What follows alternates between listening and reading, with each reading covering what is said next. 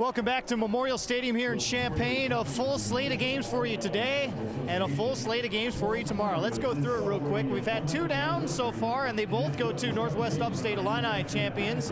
It'll be Forreston in Class 1A and Eastland Pearl City just finished taking the pictures for the Class 2A trophy, and no doubt that picture will go in the trophy case at all of the schools, Eastland and Pearl City as well. So congratulations to them. And then we got Wilmington and Williamsville coming up next. Our Class 3A battle features teams who've been very, very good, but have not gotten to this level, with the exception of Wilmington getting here in 2003. So they have some proving to do, both of these two schools, and there is a lot of purple in the building, so you'll see a lot of purple on your screen for the Class 3A championship. And we mentioned Class 4A and the historical significance between Phillips and Rochester, a cross-section of the state. And when you think about it, for Phillips, they've got the weight of the entire city of Chicago on their shoulders today, and they've been able to handle that pressure all season long, as many people pointed to them as being the one team that will break that streak of trying to get to a state championship in the Chicago Public League. They did it, and now they're going to try and come out with a win, but a tough task going against the four-time defending state champs. On to Class 5A for tomorrow. We got a barn burner to start things off. Montini, Sacred Heart Griffin. These two teams met a year ago. Montini led at halftime, and then Sacred Heart Griffin ran away with it, leading by as much as 17 in that second half. And so Montini wants revenge, but SHG wants to prove that they are not a fluke. That'll be a 10 o'clock kick as we come on the air for that one on Comcast Sportsnet. And then in Class 6A, the 1 o'clock start, Lamont, the Indians, who were 3-6 a year ago, a brand new head coach, and here they are in the state championship. And then they'll face off against Nazareth, Tim Rackey, who won 4 state championships at Driscoll. It took him 10 years to build that program, and he finally made it here. Those two will battle for the 6A title. Providence and Cary Grove, a defensive battle with a lot of offensive stars, no doubt, but it'll be a hard-hitting matchup and a rematch of the Class 7A matchup from 2009. And then the 8A title game, Stevenson, the Patriots, all the star power, Cameron Green going to Northwestern. A rematch of week 2 when they went to home at Flossmoor and had to do it twice. They went the next night thanks to weather. They ended up winning anyway. Vikings want revenge. That'll be the 8A game tomorrow night. Wilmington and Williamsville coming up next. More than 8 minutes away from kickoff for our Class 3A state championship between Wilmington and Williamsville. Matt Rudewald with you here on field level here at Memorial Stadium in Champaign. And a new game, well, that means we got a new team in the booth. So let's say hi and see how they're getting settled in to Dave Bernhardt and Boomer Grigsby, who will have the call of our game. Gentlemen. Well, thank you very much, Matt. And, you take a look at this ball game. 2 games in the books, but here we've got a contrast in styles. And if you like your offense on the ground, we can do that for you. You like it in the air? We can accommodate you there, too. Well, that's what'll be unique about this game is the offensive matchups. You have Wilmington, who's running a triple option wing tee, traditional football, smash mouth, against Williamsville, who has more of a spread offense. Well, that's all going to be coming up. Those teams are warming up right now as we get set for our Class 3A game. Let's go back on down to the field to Matt Rudewald. Okay, guys, Wilmington, Williamsville, there's a whole lot of purple out here in the stands as well. Our Class 3A state championship is coming up next on Comcast Sportsnet.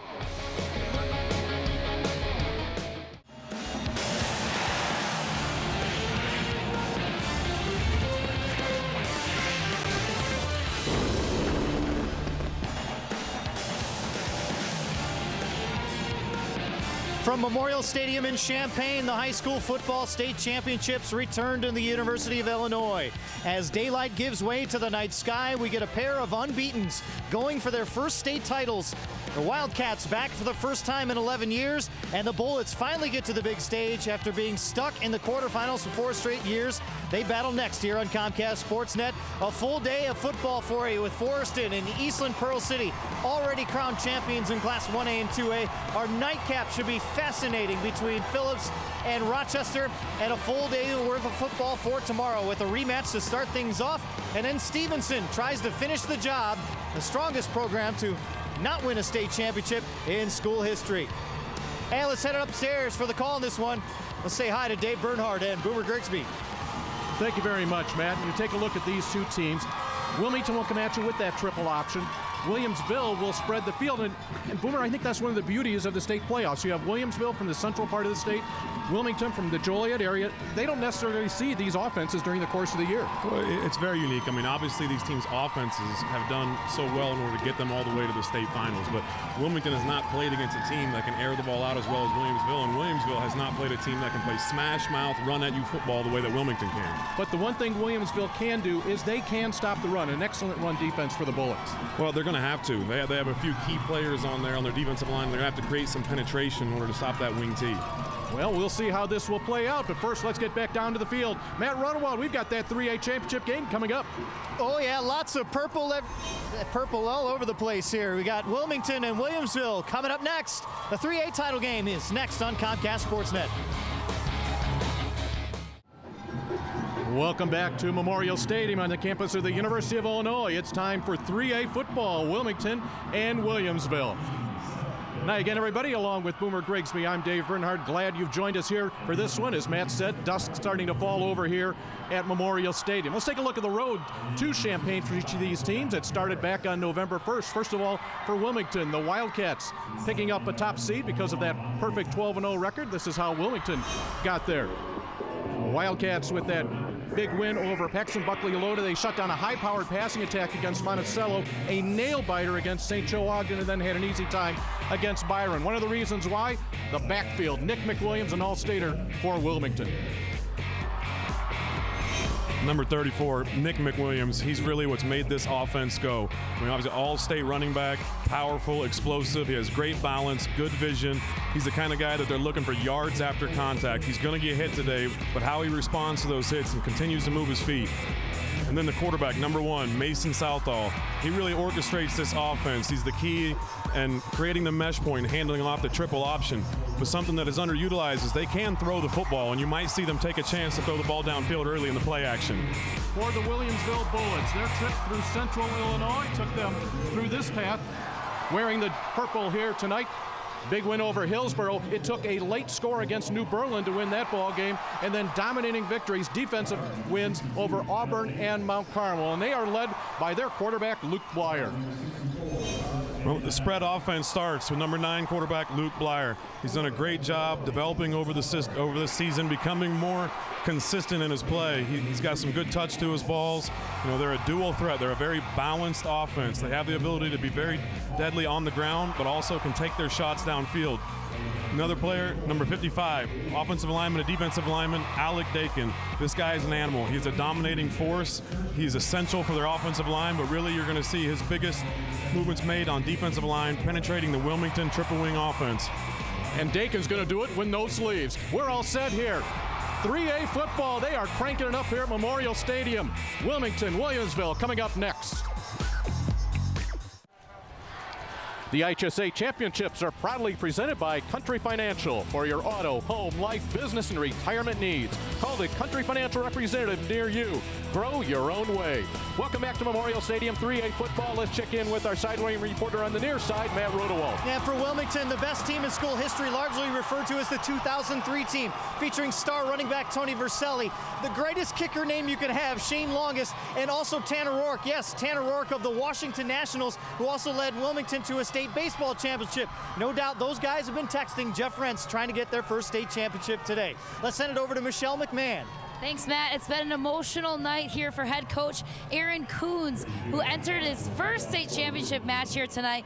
He was under the program of Paul Jenkins originally as an assistant coach back when he started. He married then Paul's daughter, Liz, who is now in the crowd tonight. Unfortunately, head coach Paul Jenkins, the only other program in the history coach, was here tonight, and he's emotional for the first state championship match around. All right, thank you very much, Michelle. Indeed, an emotional night here tonight. A pair of unbeaten teams, and Wilmington will receive deep for the Wildcats, Austin Hedrick, along with Tyler Breimer. Kicking off, it will be Adam Clark. And we are underway. Game 3 of 4 here today from Champaign. From the 10-yard line, it will be Breimer. Out just across the 30-yard line. Our officials for this 3A game. These folks earn their way here. You see lining up in front of you on a cold night, Roy Hinckamper, Greg Gerardini, Fred Steinway, Doug Elledge, and Michael Leeson. Congratulations, gentlemen, and have a good ball game. Boomer, we're going to get a quick look here at an offense that I guess if you're around in the 80s, you saw an awful lot of in college football, the triple option, but Wilmington is running up for a 13-0 mark. Well, it's old school traditional football, and they play it very, very well. This is Nick Hawkins, and he'll get about 9 yards on first down. Hawkins, 5'8", 181-pound junior. 1,000-yard runner last year and again this year. See Hawkins coming around, and he does a great job of planting the feet, and they find the seams in the defense.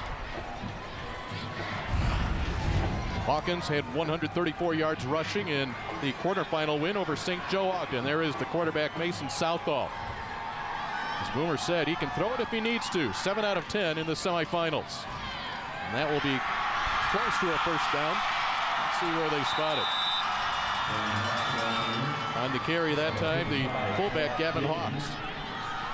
They have a lot of weapons on offense. I mean, McWilliams gets a lot of the credit being the all-stater, but having guys like Hawkins and having guys like Williams that are other people, they're up backs that they can utilize to get the ball to.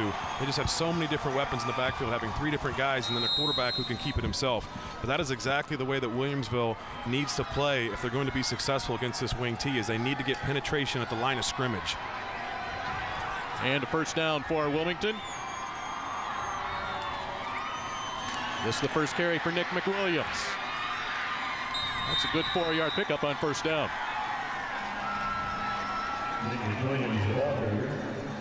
Alex Dakin, a big man. We saw him earlier. Number 55, he's a load. Well, and see, this is what they're going to do to him here. They're going to try to cut him sometimes. They're going to try to double him other plays. But this is a big man. He is a dominant force. He's a huge part of their success this season. And Wilmington's going to have to find ways to run around him. 6'1", 295. He has a twin brother. No kidding. 5'9", 150. Daniel Dakin. We'll see him on offense for Williamsville. Now near midfield, Nick Hawkins. So already we have seen each member of the backfield, other than the quarterback Southall, touch the ball here early. You know, and one wonders, Boomer, is that something that Jeff Rentz, the head coach for Wilmington, wanted to do? Let's get some early touches, get the early jitters out. Well, a lot of times at the beginning of a game, coaches will actually script some plays. You know, you see it a lot more in spread formations, so the teams can see how defenses are going to line to them, but it's still the same philosophy within the wing T. They want to see how the defense is going to line up in order to properly utilize their personnel and run correct plays. Hawkins again. And he will have a first down in on the stop, number 54 for Williamsville, Mitch Whitley, defensive tackle. First down. This is exactly what they want to do. You can see they are leading everybody in the hole. You notice even the quarterback spins after the handoff and leads up into the hole. Every back in this offense, including the quarterback, is also a blocker. They have to be able to carry out fakes, they have to be able to run, and they have to be able to block.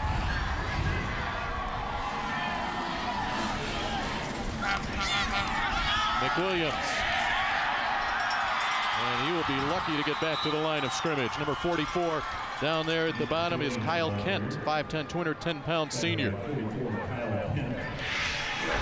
And they like to obviously win on first down. But the thing about wing T teams, especially when they're on the opposing side of the field, is they're always in 4-down territory.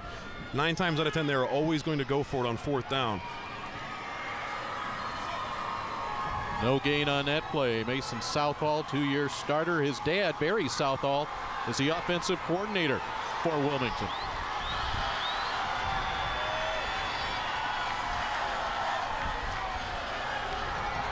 McWilliams sit and stop.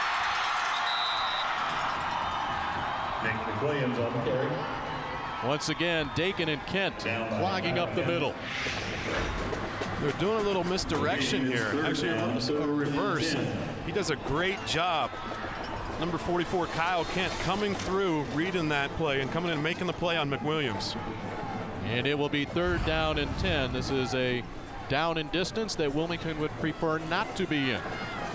And this is how they'll mix it up with you. They'll play smash mouth, power, super power football, but then they'll do a little bit of misdirection with the orbit motion and some reverses. Then you see a play action. Southall can run if he wants it. Instead, first down throw. Complete to Alex Salome.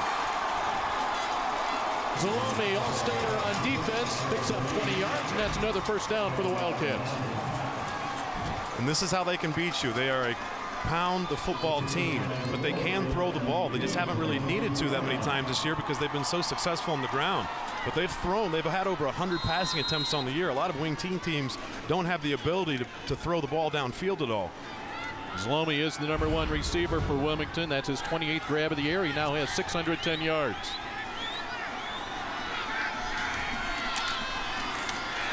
And again, a short gain on first down.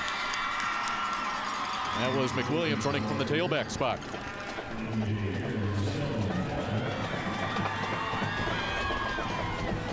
Wilmington in the playoffs, you saw earlier, 49 points, 40, 20, and then last week against Byron, 46 points. An offense that can score points and take time off the clock, and that's exactly what they've done here. They've already used 4.5 minutes here to open up this game. Well, talking with their coach, one of the keys to the game, their best defense is when their defense isn't out there. I love the quote, but that's how effective they are at controlling the clock and punishing the defense by just inching the ball downfield. A loss on the play. Hawkins to carry. Nick McWilliams comes into this ball game with almost 1,400 yards, 23 touchdowns, and a 7.1 yard per game average. McWilliams, the all-stater, says Coach Jeff Rent says, here's a guy that can go the distance on any play. It's so key having a powerful running back like that. I mean, he's kind of known for his balance and his power, but having the ability with the breakaway speed to go the distance just gives him a whole nother angle. Southall's second pass of the day, screen left side to the fullback Hawks. Well short of the first down. On the coverage, number 7, MJ Hare for the Bullets. 5-yard gain coming right at you. They're trying to run a little bit of a screen here. They get it out to Hawk. McHare does a great job of getting off the block and assuring the tackle. Sometimes it's not always pretty, but as long as you get a hand on it and wrap it up, get him on the ground. Aaron Coons urging his defense on here on a 4th down and 5. Coons in his 11th season with Williamsville, 86 wins, just 33 losses. 4th and 5 for the Wildcats. To Salome. He will be, well, let's see where they stretched him. He was definitely stopped. He may have enough there. This will be close. Aaron Coons, his first season as head coach, his team went 1-8, and his defense has just held. Salome takes the hit, tries to stretch. Not enough. Williamsville ball when we come back. Scoreless ball game here in your Class 3A championship game.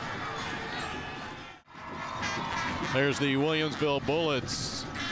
Welcome back to Memorial Stadium, along with former NFL player Boomer Grigsby, ISU great, Canton High School star. I'm Dave Bernhardt, and what a stop that was for Williamsville inside the 15. That's a huge stop. I mean, essentially stopping the team in the red zone, but ultimately anytime that you can stop a Wing-T team on 4 downs is essentially the same as creating a turnover. Now you're giving your offense the ability to drive the ball downfield, and it just builds a lot of confidence for that defense. It was a very long drive. Wilmington doing what they do, kind of patiently eating away, wearing down the defense and moving the ball downfield, but to drive it this far and to come up with a big stop is a very big momentum switch in the game. Well, and you were a linebacker in your NFL career, but you've got to give some props to the defensive back on that last play. Yeah, number 18, Seth Redpath, did a great job of actually breaking directly down and took a proper angle and coming down there and making the tackle on Salome. And you will get a good look at how the offenses look different. Spread offense. Blyer on the move. And that's a quick first down reception. On the catch, Matt Watson, 5'9" junior. He does a great job here. I mean, you can see that he's looking to his left. He feels a little pressure, but just kind of exits the pocket and finds Watson open. He feels the pressure, kind of moves out here, sprints out a little bit, and patiently makes the throw. The flag is thrown, just not really thrown, just dropped on the far side of the field. For 22 is Tate Manka. Manka will alternate carries. Manka, the senior, will alternate carries with Jace Franklin. Franklin, a sophomore transfer. Dead ball. False start on the offense. 5-yard penalty. Still first down. This offense for Williamsville has averaged 37.7 points per game. They've had 8 games where they've allowed a touchdown or less. The most points they've allowed in a game this year, 21. And they're looking at a first down and 15.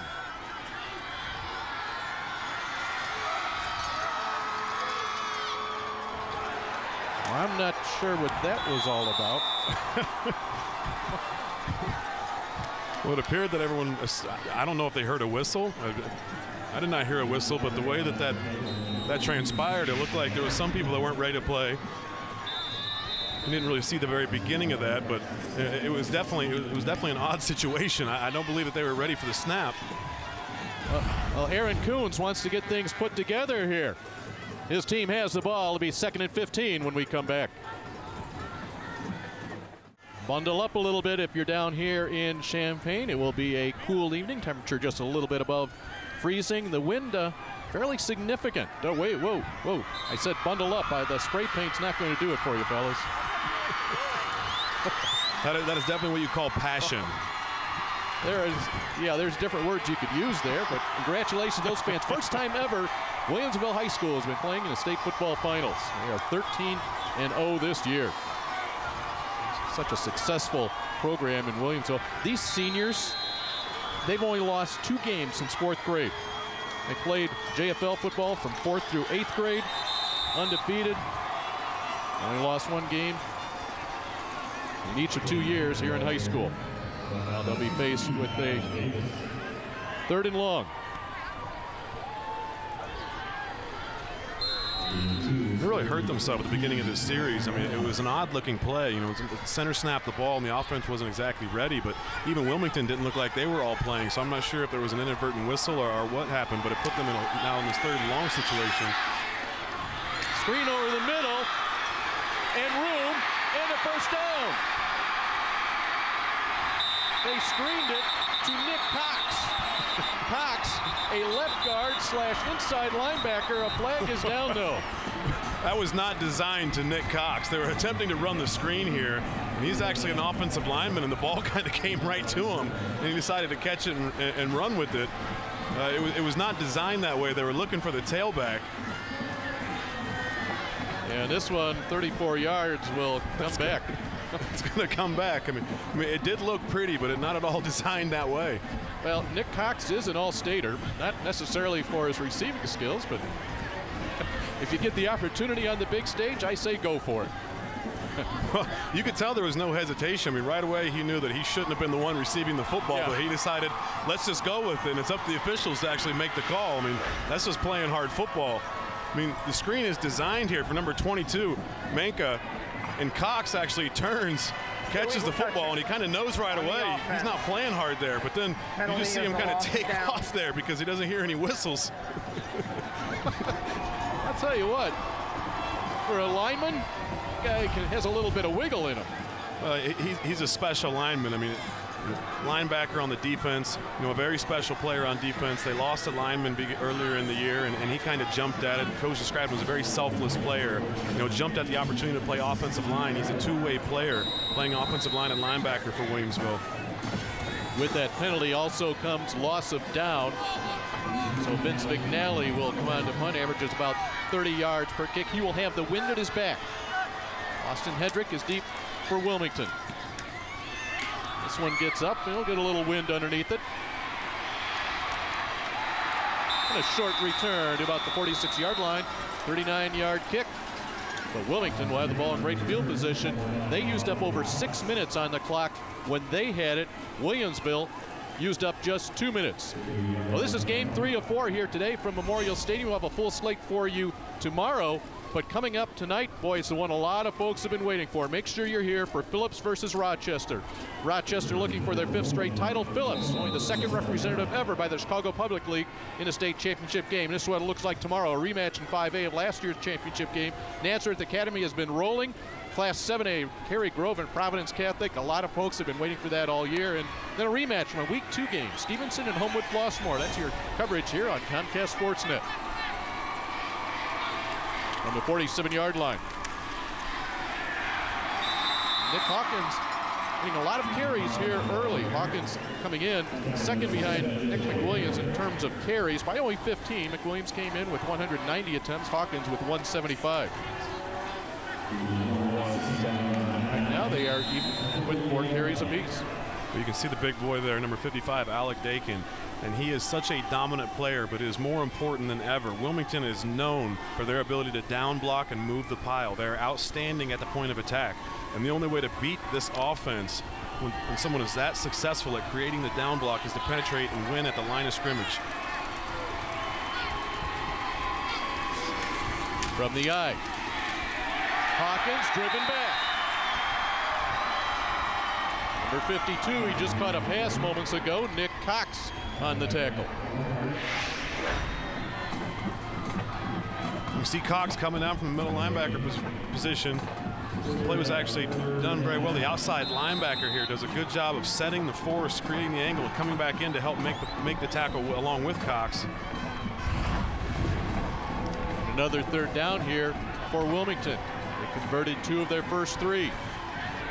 It's 3rd down and 9.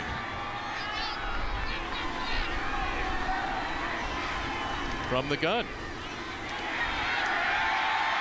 Couple of yards, and that is all for Southall. And now Wilmington's punt team will come onto the field. They will be kicking against the wind. Wilmington changing their identity a little bit here, going to the gun and trying to run the shotgun, who's at a slot receiver out to the other side. And the snap just being thrown off just a little bit can really mess up the mesh point, the timing of where he's reading that play with the tailback next to him. That's why the snap has to be a perfect snap in order to create the proper timing for the mesh point between the quarterback and the running back. Derek Kirchner to punt, and he'll kick it to a couple of twins, Avante and Deontay Cox. A little bit of room for a return here. Oh, but it will go nowhere. Deontay Cox thought he saw something. Tyler Breimer got down there in a hurry after just a 24-yard punt. Let's just go down to the sidelines and check in with Michelle McMahon. Yeah, guys, Luke Blyer, the quarterback, the senior, this is a guy that Coach Kuhn says is cool hand Luke. Nothing rattles him. He's been playing with this group of seniors since the 4th grade. Initially, Coach didn't know if he would ever play quarterback for them since he was short and undersized coming in. But eventually he grew into his 6'1" frame and is certainly holding true to that cool hand Luke mantra tonight. Yeah, he'll be under the gun here tonight. And for Blyer, he needs 169 yards to break the school passing record of 2,319. That one will go for a -1 yard. See the hand warmers that Blyer will be using. It is dry here in Champaign, expected to be the same tomorrow, a little bit warmer tomorrow. It's all about tonight for 1A through 4A. Wants to crank it up. And just a bit too much air underneath it. He was looking for Daniel Dakin. Speaking of records, Dakin, if he can pick up 14 receiving yards, he'll break the school record of 790. Daniel Dakin, one of his favorite targets all season long, but this time just trying to go for the go route, and the ball just sailed on him just a little bit. They're running a little bit of a play action, but didn't sell it that much, but he didn't really have his feet completely planted there to make the proper throw downfield. It sailed on him just a little bit. It's a throw that we've seen him make throughout the playoffs, though, successfully several times. He needs 11 yards here on 3rd down. Plenty of time for Blyer. He wants to go deep down the left side. And that's just a bit overthrown. He was searching for Deontay Cox, the 5'11", 160-pound sophomore. Cox had 3 touchdown receptions in the opening round win over Hillsborough. Just trying to do a little bit too much here, taking the long shot. It was well covered by number 15, Austin Hedrick. Ball just sailed on him just a little bit, and that could be a factor because of the cold. You know, the fingertips, and if they're cold, and the release of the football can really change the velocity coming out of his hand. Once again, Vignali to punt. Wilmington will get the ball in great field position. Gets a hold of this one. Hedrick in trouble. Boy, we've had great punt coverage each way in our last 2 kicks. That was a 37-yard kick and just a 1-yard return for Austin Hedrick. Hedrick brought down by See number 21, Avante Cox. He was the right gunner coming down the field there. And he's coming over there from the right side while his brother Deontay Cox was the left gunner. Measure this by time of possession here as we enter our final minute of play in the first quarter. It is all Wilmington. They've had the ball for 8 minutes and 24 seconds compared to just 2:44 for Williamsville. So both gunners, number 11 Deontay Cox and number 21 Avante Cox, releasing and making a play downfield there on a good punt. Yardage has been tough today for Nick Hawkins. One of his strengths is yards after contact. Well, he's taking some contact here tonight. Look at the big guy here. You can see what a play that he makes there. He's actually on the inside of the offensive lineman, presses off, extends, comes off to make the play. Alec Dakin, as we said, 6'1", 295 pounds. He's the older twin of Daniel, who's 5'9", 150. It was Daniel who was actually bigger until he was 7 or 8 years old. Southall again. Tries to square up the shoulders, going deep. He was looking for his end, Joe Mann.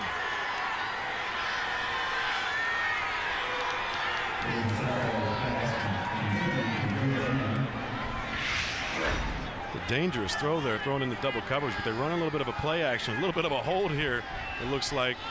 Fortunately, they get out there, they roll it out, throw the ball downfield, but it's double coverage and almost connects with it to Joe Mann. It's a well-thrown ball, being able to throw the ball on the run like that without being able to plant your feet to throw the ball downfield like that. And Mann just kind of mistimed the jump a little bit. That's the first miss for Southall in 4 attempts.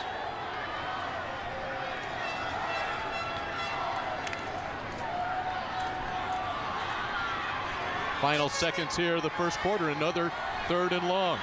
2 out of 4 on 3rd downs tonight. Searching for 8 yards here. Looking to do it on the ground, a little bit of an opening, but 2 yards short. The carry, Nick McWilliams. Prior to this ball game, we talked all about the offenses. Indeed, Wilmington comes into this game scoring at about 36 points per game. Williamsville at 38. At the end of one, we have no score. One of the reasons why, big old number 55, the All-Stater Alec Dakin, making it happen in the middle.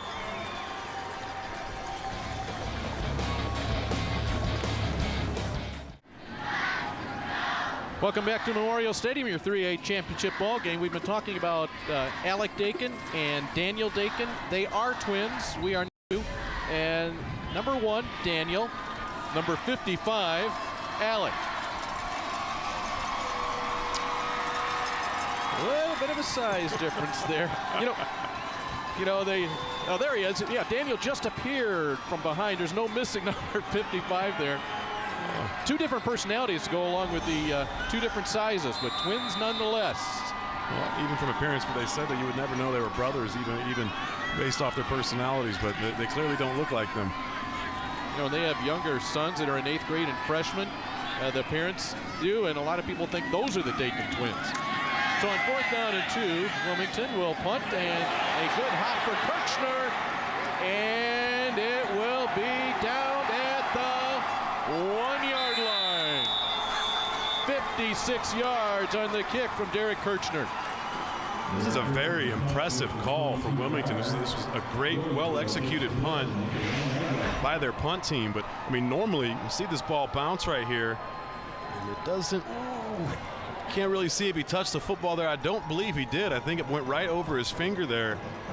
Wilmington doing a great job of letting it roll. That was Avante Cox. 77 yards of offense in the first quarter, only 11 of those coming from the Williamsville Bullets. A great play call. I mean, you're looking at a 4th and 2 situation. Normally the wing T teams are always a 4-down team. They would always go for it in that instance. Big stick on the end of that play by Alex Zalomi. Always a nervous time down in that part of the field. Offense able to escape the carry to Jace Franklin. Well, Wilmington will bring the pressure. You can see number 4 here coming in, making the play in the backfield, sliding his way through. Number 4, Joe Mann, finding his way through the line, wrapping up an ankle. And they'll try to run it out there. There's some room to the outside. Franklin across the 20 and out of bounds across the 30-yard line. Jace Franklin, a 31-yard run, and the Bullets from Williamsville out of trouble. Hand the ball to Franklin. He finds the opening, but who does a great job here. Number 1, wide receiver, Daniel Dakin is down here. You can see him at the very end of the play, but he's kind of helping push this defender to help seal that edge.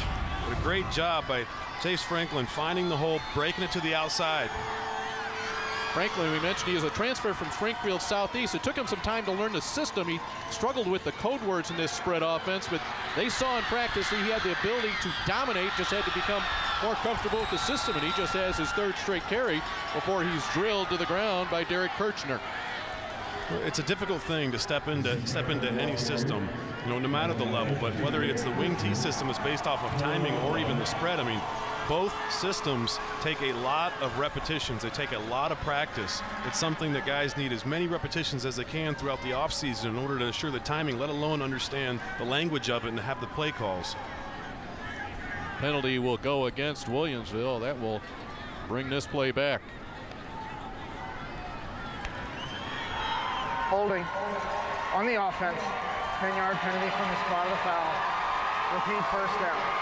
The spot of that foul came behind the line of scrimmage, so this ball is going all the way back to the 21-yard line. First down and 22.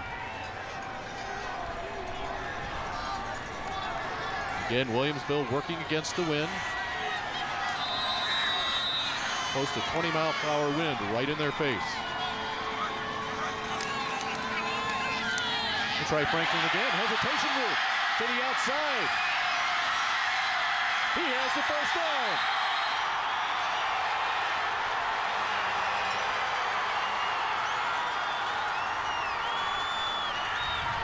24 yards on the run. And Williamsville has taken this out from the 1-yard line thanks to number 13, Jace Franklin. Jace Franklin did an outstanding job there. I mean, you can see the speed that he has. Things got a little chirpy over on the sideline there. The big boy Alec Dakin had to come in and kind of separate things. They are liking that left side of the line. Franklin to midfield for a gain of 4. Running behind Nick Cox, Riley Perrine.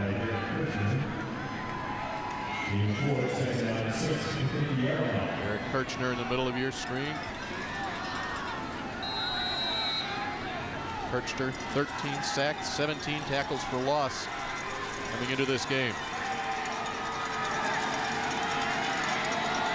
Looking deep down the right side. On the coverage, Austin Hedrick pulling himself up. Daniel Dakin, he came down hard. Well, that's what, 3 times now, Boomer, they've looked to go deep. They are not afraid to take a shot. I mean, they've spread the field. They really haven't even looked for any of the underneath routes or crossing routes, just taking their chance to running the football and then taking deep shots down the field. That was a great job, though, by Austin Hedrick on the coverage. You can see him inside. He's got that back arm down, and his eyes are on the ball. Just a little bit far for Dakin to come in with the ball. It was really a great job by Hedrick, who was he had his head turned around and was pressing on the wide receiver with his body, kind of widening him out. And a fumble by Blyer, and Wilmington will have it. On a 3rd and 6, Luke Blyer called his own number, and after a drive of over 50 yards, Williamsville will have to play some defense. Kyle Davis, number 62, with that fumble recovery. Running the guard tackle read. Kyle Davis comes over. Actually, number 52, Derek Kirchner, comes over, makes the initial contact, his arm on the ball, his hand underneath there knocks it out, and Kyle Davis comes up with the fumble recovery. You know, I'm not so sure Joe Mann may not have punched it out of there. Kirchner had him wrapped. Either way, it's Wilmington ball. Both guys hit him simultaneously, and whoever had the hand to punch the ball created a turnover. We'll have to see if Wilmington can capitalize on the turnover. And now the Wildcats to go deep. Zalomi cannot get it off the deflection, and disgusted with himself, number 11, Deontay Cox. He thought he should have had a pick. Well, how about this Wilmington offense that put the ball up in the air a little bit here? Well, like I said, they've actually thrown the ball very well this year. They run a little bit of play action. They've got Zalomi down the field, but this is great coverage. Outstanding coverage by Deontay Cox, because if you think about that angle, he's got his eyes looking to the left, and Zalomi was on the other side. And so for him to make a play on the ball, a lot of instances like that, the defensive back forgets that he actually has just as much of a right to the football as the wide receiver and creates more of a pass interference. It was a great play. Deontay Cox with an interception return for a touchdown in the 42-8 semifinal win over Mount Carmel. Quick little pitch to Nick Hawkins. Nice cut. Ooh, nearly squirted away. Down at the bottom, squeezing tightly, number 21. Deontay's twin brother, Avante Cox, with the tackle after a 5-yard pickup. And this is what they'll do. They'll grind. This is a superpower. You can see even the quarterback turns. And they'll pinball around inside the pile, just kind of pressing everything forward. You can see all the down blocks. You can see the upbacks and the quarterback leading up through the hole. And right there as he spun off, just almost breaks it through. 3rd down and 4.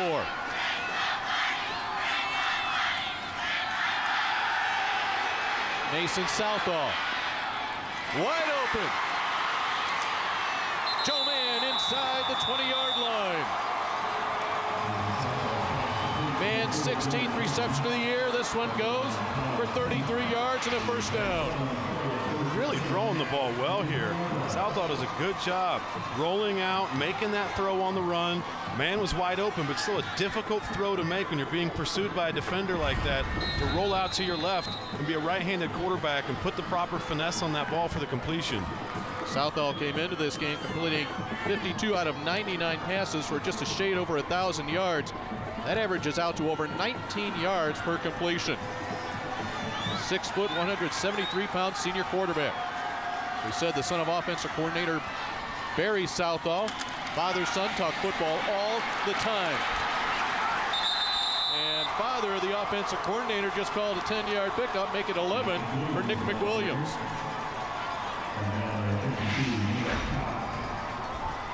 See McWilliams coming around here, and he's so explosive. He hits the hole, but what he does so well is the yards after contact.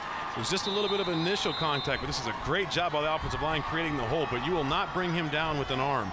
He's running too powerful. He's got good balance. He keeps his legs driving and always falls forward. Good block there also by fullback Gavin Hawks, who open up the lane for McWilliams. And now a 1st and goal for Wilmington. McWilliams again. McWilliams for the score. Check that. He fumbled it before he got there. Williamsville with the recovery. On the recovery, Deontay Cox. That ball was stripped at the 1-yard line, fell straight down, and instead of 6 for Wilmington, Jeff Rentz will have to send his defensive unit on the field. McWilliams coming in so strong. See the initial contact, I think it was actually a couple yards before that. Number 3, Ben Kovacevic. Number 52 actually right there for Williamsville. Nick Cox actually got his hand on the ball, and as McWilliams is trying to bring the ball back up, right there you see the arm on the ball. Actually, no. It is Kovacevic that will get credit for that strip. And will take a timeout on the field called by Williamsville, and they survive. Long drive by Wilmington comes up a yard short. Bullets ball when we come back. Back at Memorial Stadium, boy, if we had a turn of events in the scoreless ball game, an exchange of turnovers. The second one right now at the 1-yard line prevented Wilmington from going on top. McWilliams had an easy score here. He kind of busted through there, and he was going to make it all the way in the end zone, but Ben Kovacevic does a great job of reaching that arm in and punching the football out. Just having his knuckles directly on the football, punches the ball out. Williamsville coming up with a recovery on the 1-yard line. So once again, they will start from that 1-yard line. They took it out to midfield in their last possession before fumbling it away. That is not a safety, folks, even though the Wilmington fans would like to have it work that way. A couple of yard pickup on the completion. It was a great break on the ball, but number 1, Mason Southall, the quarterback, coming in here, grabbing him, kind of pulling around doing the suplex in order to get him down on the ground. Southall, about one of 6 players that will go both ways for the Wildcats.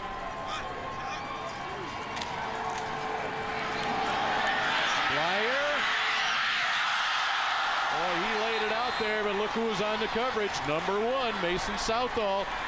He's stuck with double ones, Deontay Cox. And it will be 3rd down.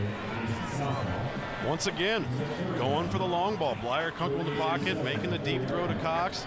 Mason Southall does a great job running alongside the receiver. He's got that arm up, trying to pull down that inside arm. Does a great job keeping his eyes back on the ball to make a play on it.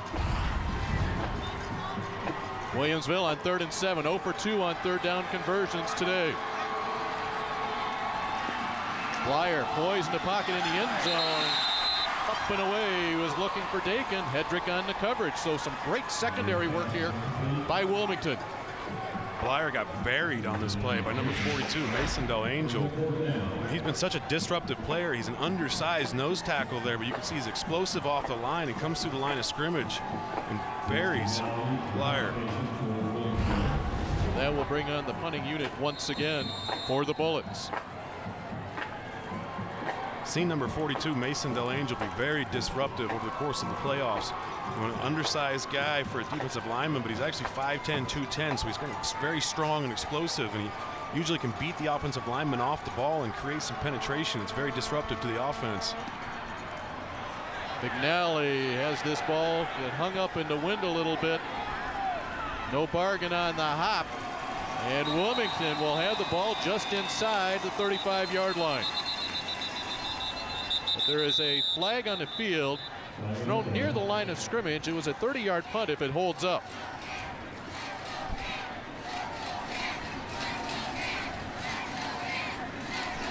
The flag came a little late here. It looked like there might have been an altercation between the gunner, the far guy who was going down to pursue the punt. See what this call is. Blocking below the waist on the return team. That penalty will be enforced from the end of the kick.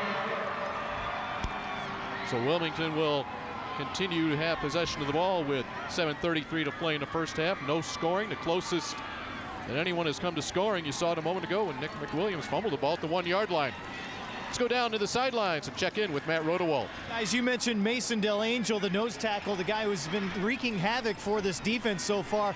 He had a real interesting comment this week that pretty much says it all for all of these athletes that are here today, regardless whether it's Wilmington or Williamsville or any of the other teams. He simply said, when I was a kid, I dreamed of going downstate, and it's really happening. That's something that he's thought about all his life, and he's taking advantage of the opportunity to be out here today. And a senior no less. Matt, thank you very much. That is true. It's now a reality. Unbelievable. Well, you could see it in his performance throughout the playoffs. He's just been so disruptive. He has relentless effort. Penalty brings it back to the 50-yard line. Wilmington has had great field position all night. McWilliams will get 3 on first down. Williams, ball carrier. Tackle number 5, that's Mullen.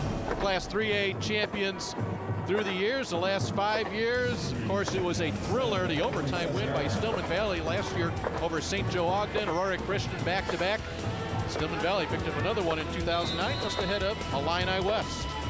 We will get a new state champion here this year. One of these two teams, Wilmington or Williamsville, will claim their first state football championship. Wilmington with baseball and wrestling championships.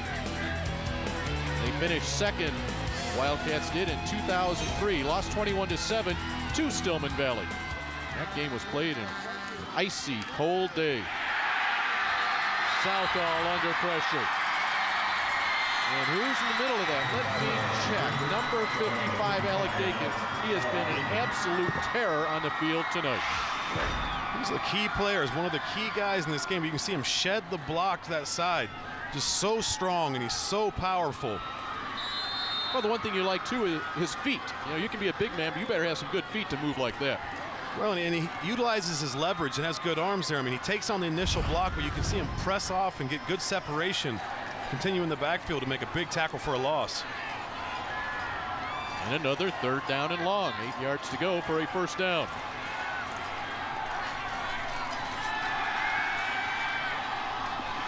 There's Zalomi. And that will be enough for the first down. When Wilmington needs a catch, they go to number 24, Alex Zalomi. That one 9, and it is enough. 9 yards for a first down. I'll tell you what, it's very impressive to watch a wing T team like this. I mean, you see Southall drop back, just looks so natural, taking a deep drop, and has receivers like Zalomi in order to find the football.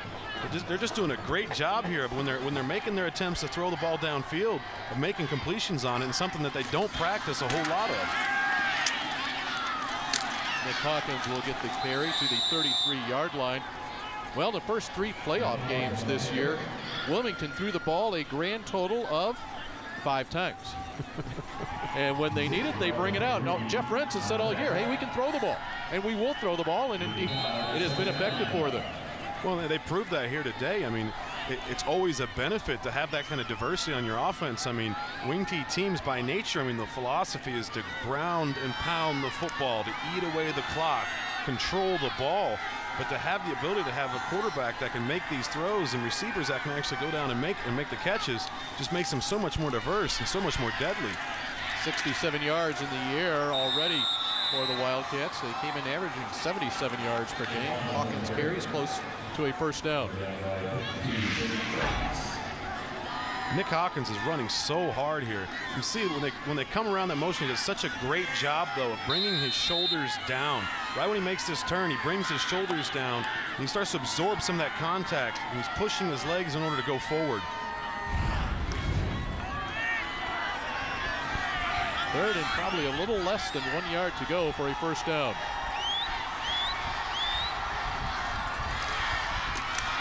McWilliams will have it and more.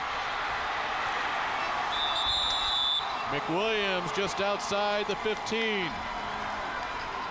12 yards on that carry for the senior.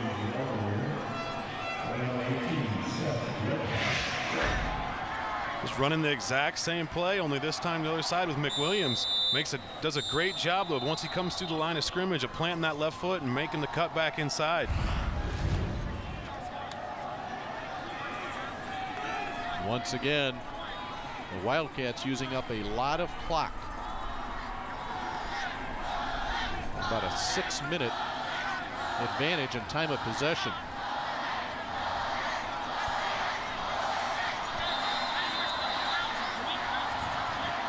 And you really have to credit Wilmington's defense there. You know, I mean, Williamsville coming up with a big turnover, but Wilmington holding and forcing the punt situation in order to get their offense back on the field to eat up the clock and try to drive this ball into the end zone. Fresh set of downs.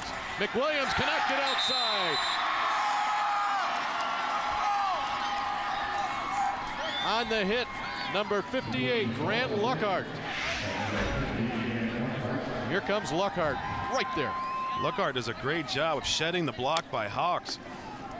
You see him come off here. He's the force player, so he does a good job of coming up to the edge, putting his arms on him to separate and come outside to make that play.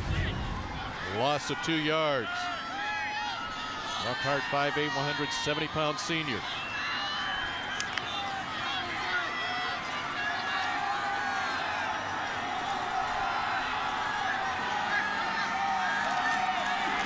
Hawkins.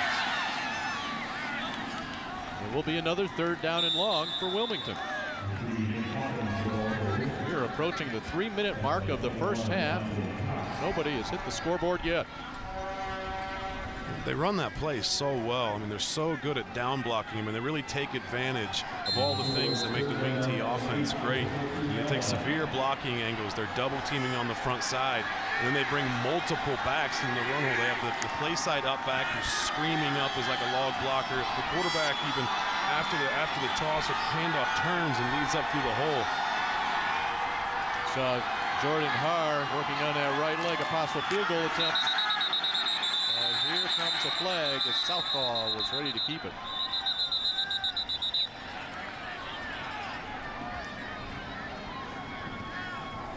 Crowd here, Memorial Stadium goes quiet to listen to this. Dead ball, false start on the offense. 5-yard penalty. We'll keep it down. It'll be 3rd down and double-digit yards to go.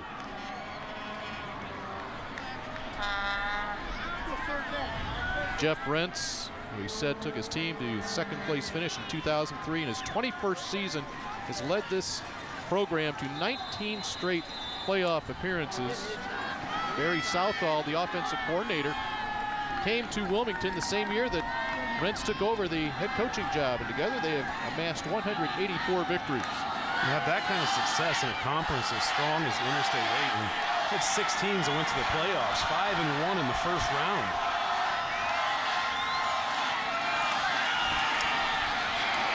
Hawkins sets some blockers, somersaults his way to the 9, but that will still be 3 yards shy of a 1st down.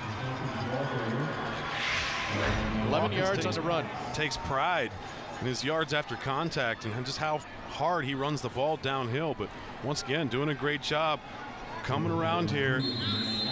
Brings his shoulders completely parallel to the line of scrimmage. Coming downhill. Monte Cox with that tackle.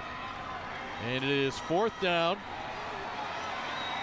3 yards to go for a 1st down. And Wilmington will go for the field goal. It will be a 25-yard attempt.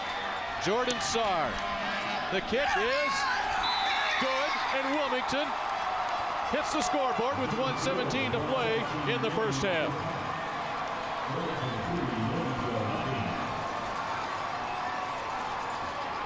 It took us almost 2 complete quarters, but finally Wilmington's able to punch it in. Field goal by Sarr, 3-zip. Dave Bernhardt along with Boomer Grigsby in a 3-0 Wilmington lead. How about that drive, Boomer? It ended in a field goal, 10 plays, 41 yards, but 6 minutes and 16 seconds on that drive. No one would have seen this score coming, but Wilmington bringing their special teams to this game. Jordan Sarr knocks it home from 25 yards. So the field that has been tilted Wilmington's favor for most of this 1st half finally pays off in a field goal. Well, Wilmington doing what they do best. I mean, they're controlling the clock, but they've actually went to the air several more times than usual. Williamsville just not being able to create any real consistency or momentum on offense. You know, they're taking their shots down the field. Really just need to kind of settle down, take some shorter throws, find some of the holes underneath in the zone defense.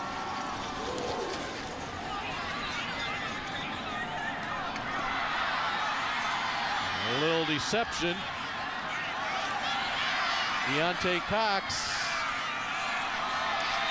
He worked hard, not a lot to show for it.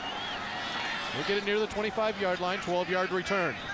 Let's check in with Matt Rodewald. What's up at halftime, Matt? Well, guys, we'll take a look at the entire day of high school football around the state right here in Champaign at Memorial Stadium. We got 2 games that have already taken place. We got one more for you tonight. That's the Phillips and Rochester game that many people around the state are talking about. Take a look at the stats and some highlights. There have been some big plays in this one despite the 3-0 score. And yes, we can't mention Wilmington, Dave, without an obligatory mention of Damian Anderson. So there you go. That's all taken care of for today. Damian Anderson, a Wilmington Wildcat, then a Northwestern Wildcat. And a penalty flag will come out. That will very likely be an interference call. Deontay Cox, boy, he's gotten some face time here tonight, hasn't he? He's been all over the place.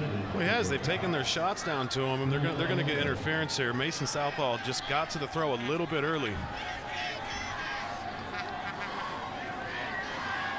That will be a penalty that will put this ball, should be near the 40-yard line.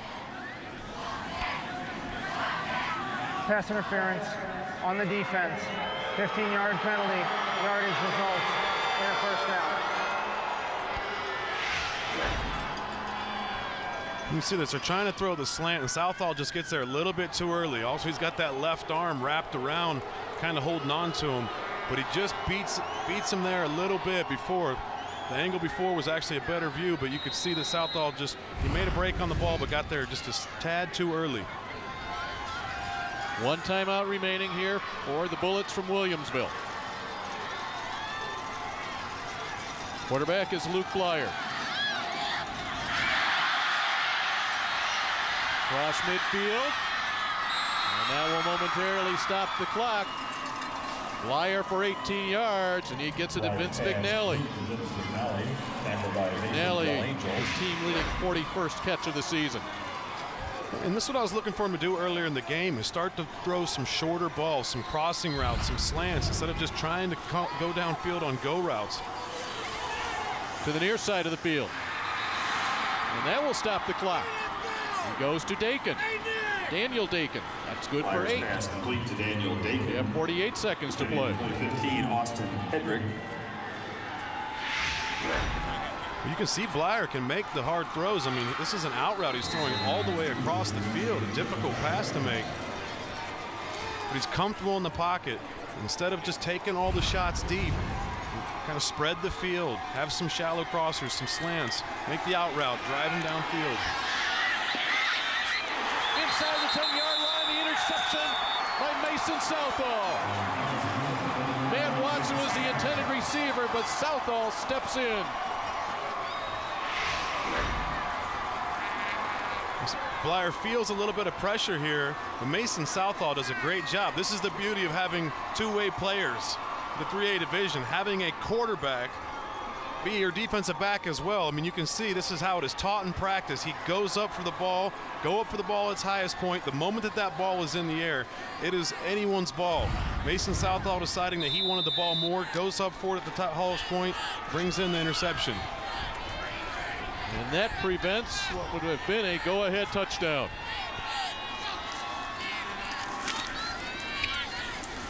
Fullback Gavin Hawks. Hawks, a senior, a transfer from Dwight High School, where he played on the varsity at Dwight his freshman and sophomore year. Once he got to Wilmington, he exceeded his Dwight yards and 14 carries with Wilmington. Again, Mason Southall, we talked about him as a quarterback. Watch him go, fingertip grab. Great, great pick. Is picture perfect. I mean, he does a great job of his leverage inside. He's tracking the ball in the air, and to go up for his tallest point, we use his hands. Quite likely the final play here of this first half will result in a first down. Once this ball is ready for play, they will tick off 4 more seconds. And that will close out the first half. The only scoring in this half, a 20-yard field goal from Jordan Sarr with 1:17 to play in the half. We had exchange of turnovers. Wilmington used that field advantage and their time of possession to their advantage, and they have the 3-0 lead. Let's go down to Matt Rodewald. Well, Jeff Rentz, you said your defense has played at a high level all year long, and that looked like it continued here in that first half. No, it really did. I think the kids come out and play well. I think a lot of it had to do with two. Offensively, we're controlling the ball a little bit more. Tough not getting the touchdown on the one, but we're playing pretty good right now. A lot of credit to our cornerbacks playing good one-on-one coverage. That's something that's helping us out. Taking the 3 points proves that points are at a premium, so how do you make sure your offense gets in position to score in the red zone? Well, we got to get down there and we got to execute a little bit better. Let's be honest. You can't turn the ball over when we're down in the red zone.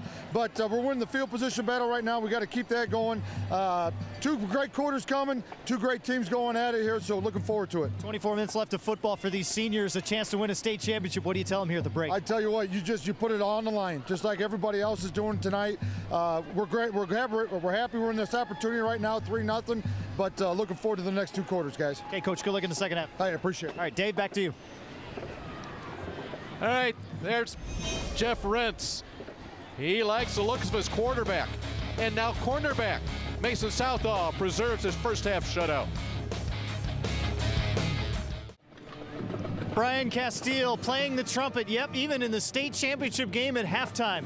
if you're in the band, you're playing in the band. And so an opportunity for him to share with some of his teammates and some of his bandmates out here for sure. Hey, why not? They're up 3-0. The Wilmington Wildcats have been looking good with a 3-0 lead in our Class 3A state championship.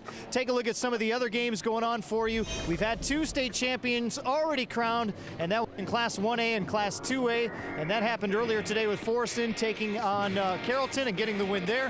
EPC all over Moreau Forsyth and getting the win there, and that was a big easy win for them. The final score of that one, 41-12. Later on tonight, it'll be Phillips and Rochester. Phillips, the CPS entrant, the first time in 32 years that a Chicago Public League team has made it to the state championship game. That team, Robeson, led by Mickey Pruitt, the all-state running back and linebacker, but an opportunity to seal it in 1982. A fumble late in that game, it allowed Guilford to open the door and take a state championship away from them.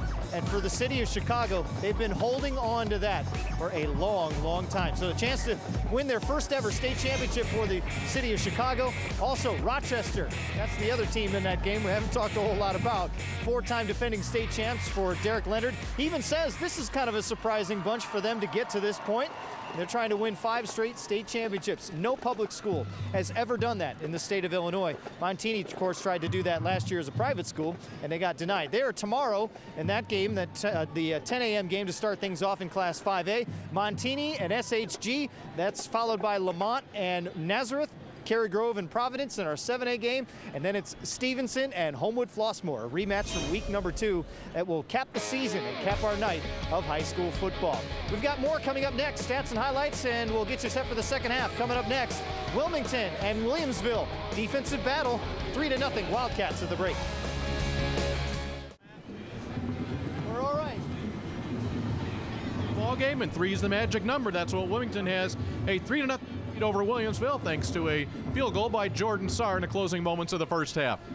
Hi again, everybody, along with Boomer Grigsby. I'm Dave Bernhardt, and Boomer, I don't know that this is the number that we thought we'd see. I thought we'd see a lot bigger numbers on the scoreboard, but a defensive battle, and I think it was kind of typified by a punt near midfield that you wouldn't normally see a double wing offense do at that point in time. Oh, absolutely. I mean, no one would have guessed it was going to be 3-0, but that was a very big call for Wilmington to decide to punt the ball. I mean, at their own 40-yard line, typically wing T teams are 4-down teams. It was a 4th and 2 situation. A lot of times they're confident they can grab those 2 yards and decided to punt the football, and it was an outstanding punt. Yeah, put it down at the 1-yard line when Derek Kirchner put it down there. We were playing around that 1-yard line on more than one occasion, and again, it was Wilmington. It was Nick McWilliams. He had the carry. He looked like he was in, but the ball got left behind, and that was a huge turnover. Well, it was one of those things that you can't do. You can't turn the ball over in the red zone, but hats off again to Wilmington's defense, because even though Williamsville created this turnover at the 1-yard line, Wilmington held them. We're going to take a closer look at stats and a little bit later at halftime, but a number that I just can't get out of my head, the time of possession. I know many times you can say, well, how much does time of possession really mean? But how about this? A 3-1 advantage, 18 minutes to 6 minutes. Wilmington with those 18 minutes possession time. Well, they said their best defense is when their defense isn't out there, and this is exactly what the wing T wants to do, is ground and pound. They want to control the clock, keep the ball out of Williamsville's hand, prevent them from being able to make those long throws downfield. We saw that interception late by Mason Southall. I like Jeff Brent's comment, and a lot of times we forget about that in high school football in terms of how important cornerback play is, and he's gotten some great play today from numerous individuals. Outstanding play to have a quarterback and a cornerback, a guy who's obviously very familiar with the football and not afraid to go up and get it. But I mean, a picture perfect play for a defensive back to play inside, head around, turn on the ball, go up, catch the ball at its highest point and bring it in. An outstanding play. And for Williamsville, Luke Blyer with the throws, the interception. He's been successful on the shorter passes, the longer ones not so much. We're at the half here. Wilmington and Williamsville, 3-0 lead for the Wildcats over the Bullets, your 3A championship ball game. A field goal is the difference after 24 minutes of play in the 3A title ball game. One of these two teams will claim their first state football championship. We've already crowned 2 champions here at Memorial Stadium earlier today when the sun was out. Earlier on, Forreston in a great ball game against Carrollton won with a 20-15 score. Then was Eastland Pearl City dominating Maroa Forsyth. At one point it was a 35-0 game. And of course we say it's 3-0 Wilmington over Williamsville. And then the game, Boomer, that a lot of folks just can't wait to get to. That's the 7 o'clock kickoff, Phillips and Rochester in 4A. Well, if you want to see the fireworks, that's the game to watch. I mean, Rochester coming for their 5th state title. They're very high-octane, up-tempo offense against Phillips and Dwayne Collins, just a once-in-a-lifetime type star player, committed to Illinois State University. And what a special game it'll be to watch both those teams play. And that will close out our play here on Friday. Now, tomorrow morning we'll start at 10 o'clock. Sacred Heart Griffin will look to go back-to-back. Now look to go back-to-back against Montini, defeating the Broncos last year in 6A. Nazareth Academy, they have rolled all year. They'll take on Lamont. I'm looking forward to this 7A game that you and I will call, Boomer. Cary Grove, the triple option, Providence Catholic, the great offense. Well, such a great matchup. I mean, Cary Grove with a very unique defense, kind of a 3-2, like 6 defense. It's going up against Providence Catholic with, Player of the Year Miles Boykin, another guy going to Iowa. So they have 2 kind of juggernaut receivers in order to catch the football. And then we'll close out the entire weekend to play the 8A matchup. Stevenson looking for their first state championship. Hohenn-Flossmoor won one 20 years ago. And what's unique about this is a rematch of a great game that was played in the second week of the season. Stevenson just playing great football all year long. Been the number 1 seed. Very consistent, great fundamentals. Really interesting to see how these teams match up since they've already played once. Well, of course, it is a case of where you've got 8 games played in nice chilly weather here in Champaign. Here is the 3A championship ball game at the half, 3-0 Wilmington. And I know early on in this ball game, Boomer, you were worried about the offense of Williamsville in terms of Luke Blyer maybe throwing the ball a little bit too deep, but turnovers and defense, truly the story. Well, turnovers are always in a championship game like this. Wilmington just escaped a very lucky break here, fumbling on the 1-yard line, but then their defense holding Williamsville. You can see Williamsville, Alec Dakin coming through there. He's been a dominant force throughout the beginning of this first half. Luke Blyer, as we said, looking deep. This was the final play, one of the final plays of that first half. Mason Southall inside the 10-yard line, preventing a possible touchdown. Here are your numbers. 179 yards to 102. Wilmington the advantage there. We mentioned the time of possession. Exactly what Jeff Rentz would want. Hang on to the ball for 3 times as long as your opponents. Exactly. I mean, it's literally the philosophy of the Wing T offense is to keep your offense on the field, eat up as much clock as you can, control the ball, and they've done an outstanding job doing it, preventing Williamsville from having the opportunities to throw the football. For Aaron Coons, I believe he had to come into this game saying we need more than just 38 yards passing by Blyer in the first half. Let's go back down onto the field and check in with our sideline reporters. Coach, one of your keys going into tonight's game was stopping the run. How would you assess your overall defensive tonight? I think so far we've done pretty well. They had a couple big plays down near the goal line, so we got to get that fixed. But overall, we've done pretty well stopping the run. A little bit of a momentum shift here in the first half. What's the ticket to get your guys going here in the second? Well, we got to make plays. We've had a couple guys open. And either we've overthrown them or things haven't happened. So we just got to get that big play, and we're close. We're right there. We're going to get it done. And how do you contain a guy like Southall, who's really been dominating on both sides of the ball? He looks really good. With their ability to run, and it's opened up the pass for him a little bit. So we've made some adjustments, and hopefully we'll get it done. All right, well, we're entering in the second half, Dave. Back up to you guys. All right, thank you very much, Michelle. And indeed, Mason Southall has been a difference maker here. 5 of 7 throwing the ball, the big defensive play at the end, and it's a 3-0 lead, Wildcats at the half.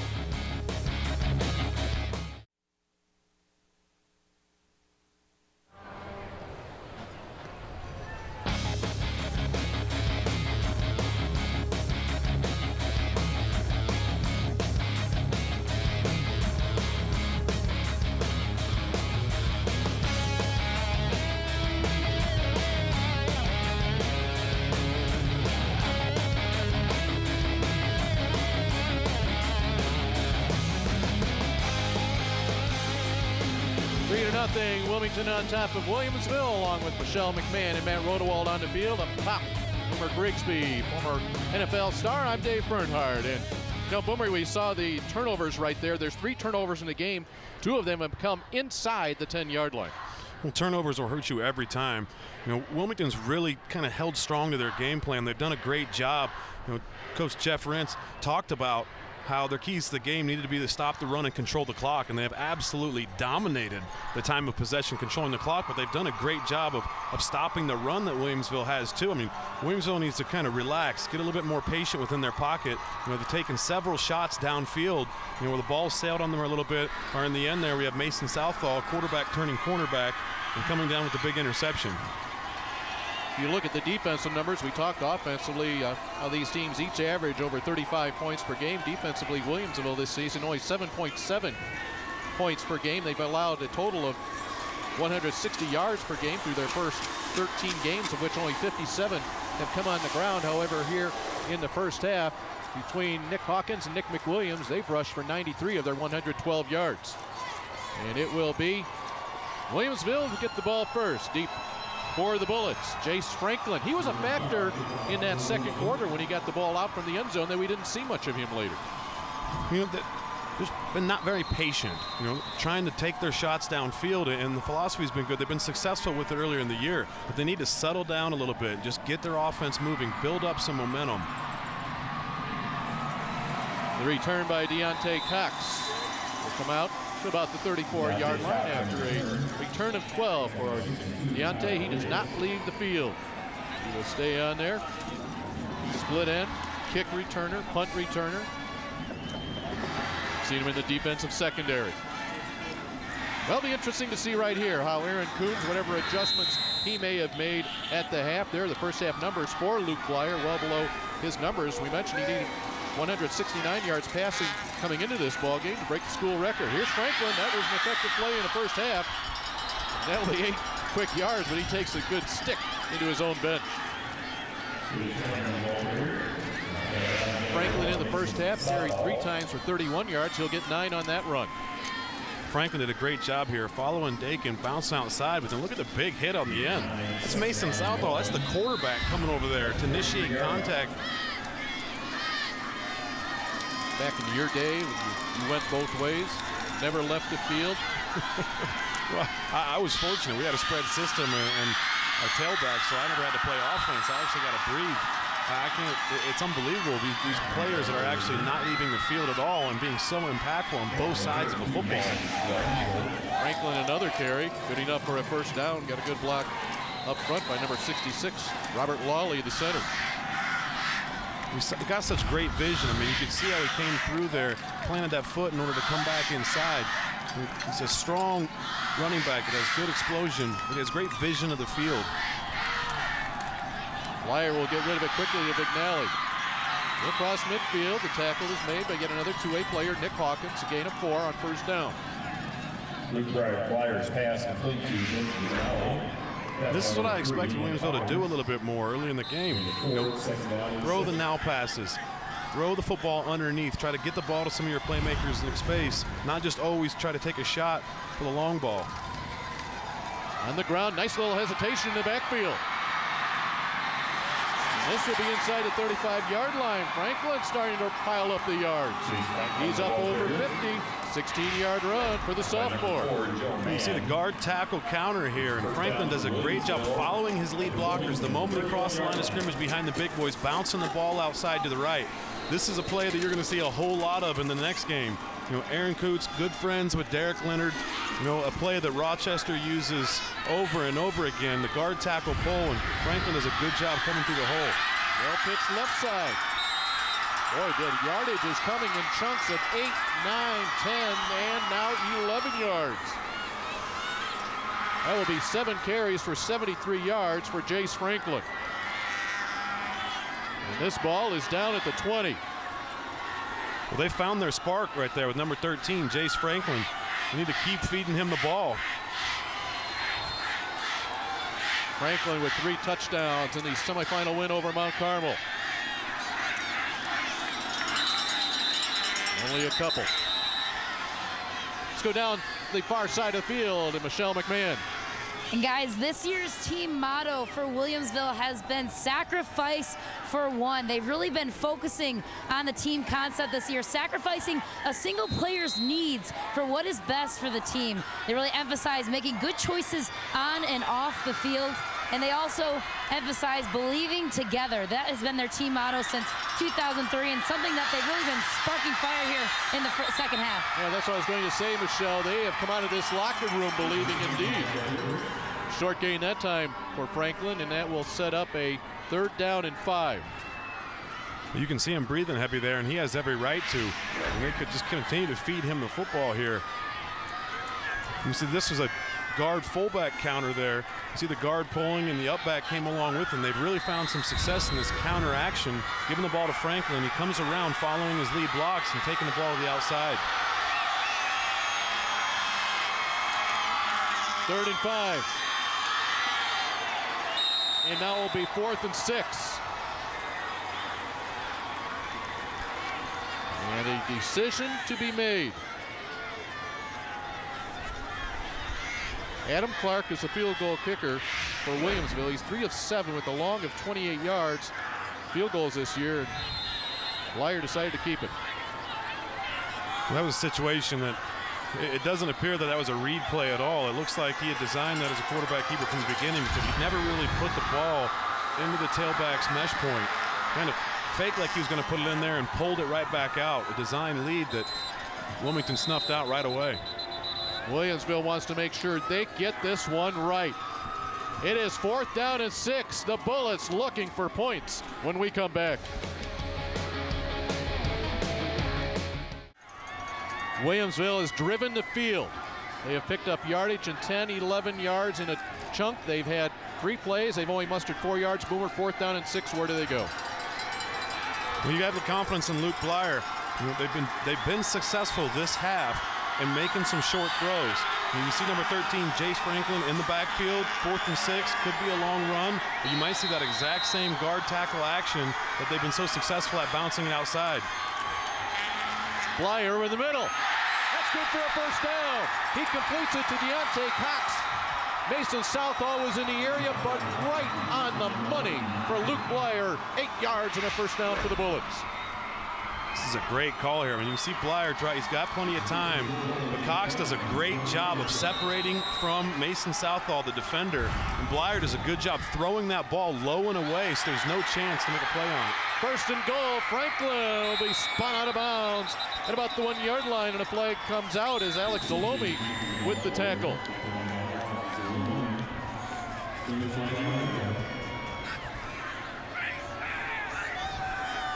Ball would be spotted at the 1. Penalty flag thrown just about where Franklin was thrown out of bounds.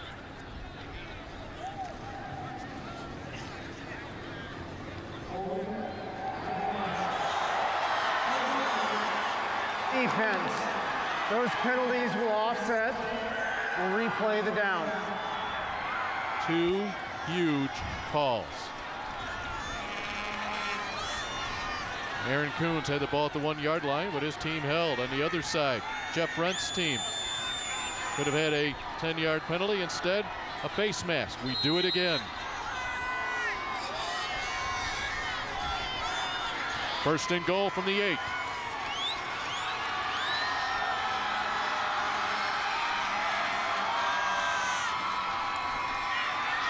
Franklin could not completely stiff arm number 20, Gavin Hawks. Hawks would not let go. 2nd down and goal, no gain.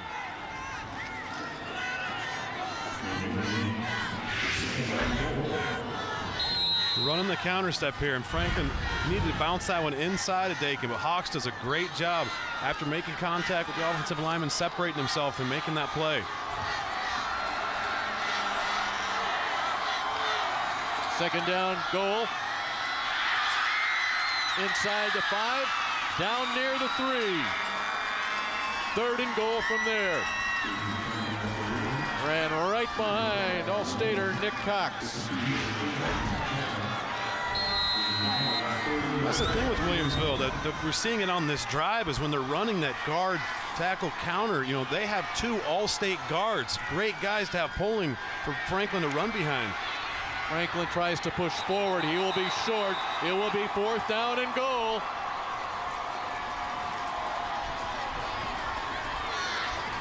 Williamsville has taken the ball down to the 3-yard line. They have used almost 5 minutes off this clock.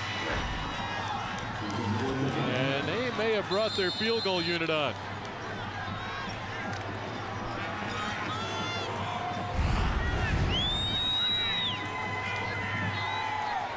They will attempt an 18-yard field goal, make it about 19.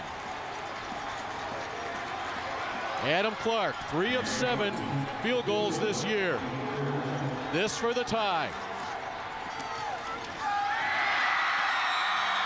The drive ends in points. We match field goal to field goal. It's a 3-3 game in your Class 3A game. Aaron Kuhn's team did what they had to do. Clark finishes it. And we are tied. Officials timeout. 3-3 in the third quarter of 3A. When Williamsville took possession of the ball to start this half, they moved it down. Adam Clark, his biggest field goal of the year, his 4th. And Aaron Kuhn's exactly where he wanted to be, taking 5 minutes off the clock here in the third quarter. A 13-play drive, something that we had not seen from the Bullets in the first half. Well, they found their spark with Jace Franklin and running that guard tackle, that counter action out of the backfield, and then Blyer coming in for the big first down throw. It sounds like they finally found some momentum, though. Now to see whether Williamsville's defense can hold Wilmington. 13-play drive for Williamsville. Prior to that, in the first half, their longest drive consisted of just 6 plays. The drives were so quick in the first half. I mean, they were taking some of their shots, so they were in these long down and distance situations, and they never got the ability to build any drive with any consistency.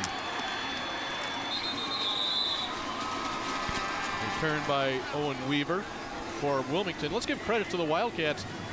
Williamsville's pounding the ball down the field, and then once that ball get inside the 20, all of a sudden Wilmington tightened it up and forced the field goal.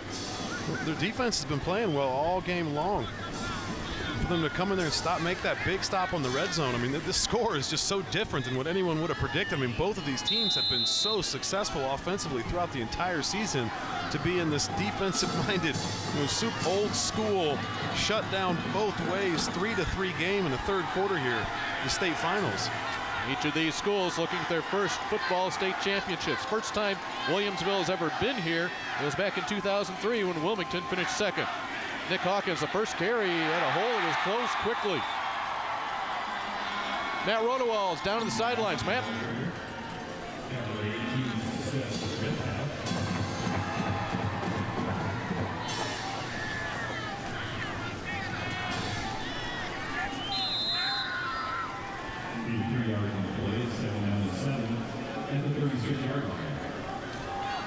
We'll get back to Matt in just a little bit as the total yardage numbers updating right now. How about this? Wilmington with 115, Williamsville with 116.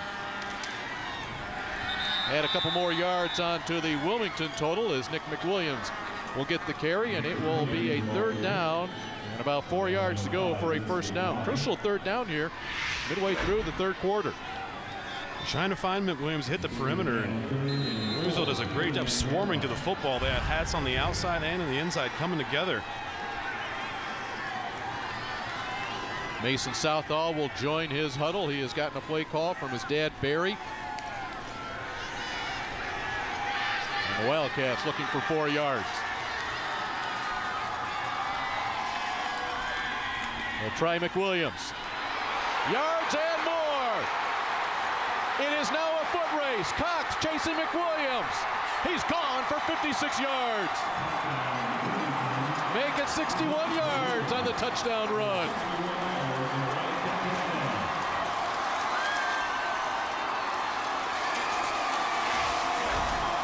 It's a great run by McWilliams. Watch him plant that left foot. He's coming around that orbit motion to hand the ball, but the way he plants that left foot and then brings that ball all the way back across the field. And then it's just a foot race. I said at the beginning of the game, Jeff Ranstead, that he's an explosive player, that he can break away at any time. That is a perfect example, coming through big for his team in the third quarter here on third down. 3 plays, 67 yards to the last 61, coming from McWilliams. The extra point makes this a 7-point game. Nick McWilliams on the season picks up his 24th rushing touchdown of the year, and more importantly, with 5:20 to play in the third quarter, it's a 10-3 lead for the Wildcats. Such great vision there. You can see Wilmington, what they do so well is block down on it. They kind of was blocking down there, though, and pushing out. And McWilliams read that, planted that left foot in the ground, and brought the ball back further inside. See him plant that foot, bring the ball back inside. He has a wall of offensive players to his left, and there is no one back there to make this play. The foot race all the way to the end zone, and no one's going to catch him. And how about this turn here in the first 6 minutes of the third quarter? In the first half, it was Wilmington that controlled the clock and only got 3 points out of it. Here in the third quarter, it was Williamsville that had a 5-minute drive resulting in a field goal, and Wilmington comes back and strikes quickly. Well, look at the second half football. Teams have made their adjustments. They've started to see what they believe is going to work and what they're going to stay with. And we're going to see a lot more points, I believe, this half. I mean, right now you're looking at a 10-3 football game, but remember, Williamsville is very explosive. You know, they can score fast, they can score in a hurry. The last drive, they put the ball on the ground for the majority of it downfield, but they're very capable of throwing the long ball. But right now, the current situation, I mean, there's still plenty of time left in this game. They're only down by 1 score. But the long ball wasn't really working out for them early in the game, trying to make the effort on the go routes. They need to kind of stay consistent with what they were doing, stay with that guard tackle, throw the ball a little bit underneath. Inside the 10-yard line. Avante Cox. And there's number 1, Mason Southall. Plays quarterback, plays cornerback, and also special teams. Let's go back down to Matt Rodewald. Sound better when the old microphone works, guys, so let's try this again. Joe Mann is one of the linebackers for Wilmington, and he's one of those guys that preaches team. Even though he's got a ton of individual accolades, an all-stater, leading player for tackles as far as his teammates go, he's one of those guys that it's all about the team, and those solo stats, they are secondary. And so let's see this defense, how this tough defense can stop a Williamsville run here. And right out of the gate, it will be Blyer to Daniel Dakin. Good for 23 yards and a first down, and that will give Dakin the school receiving record in yardage. So there you go. Early in the first half, they're always going for the go route. And Wilmington was doing a great job playing that man, but the angles are different. Playing the man coverage, Dakin breaks that post off, and a good job by Blyer finding him within the middle of the field. Just like that, the bullets across midfield. Short yardage on the run, Tate Manka. We said Manka and Franklin have alternated in the backfield this year. Manka with 114 carries coming into this game and 592 yards. Tackle credited to Gavin Hawks.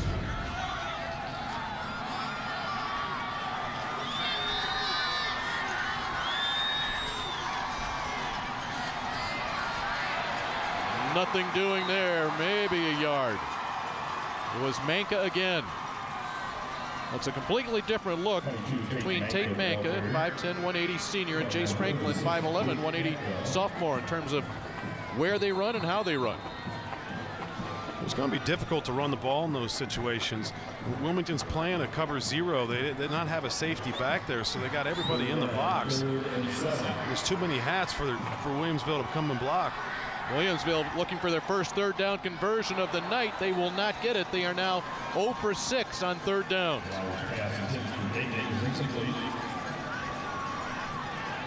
Intended receiver was Dakin.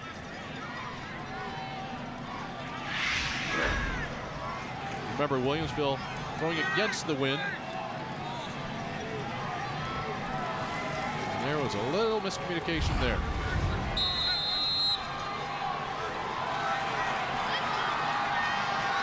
Fourth down and 7.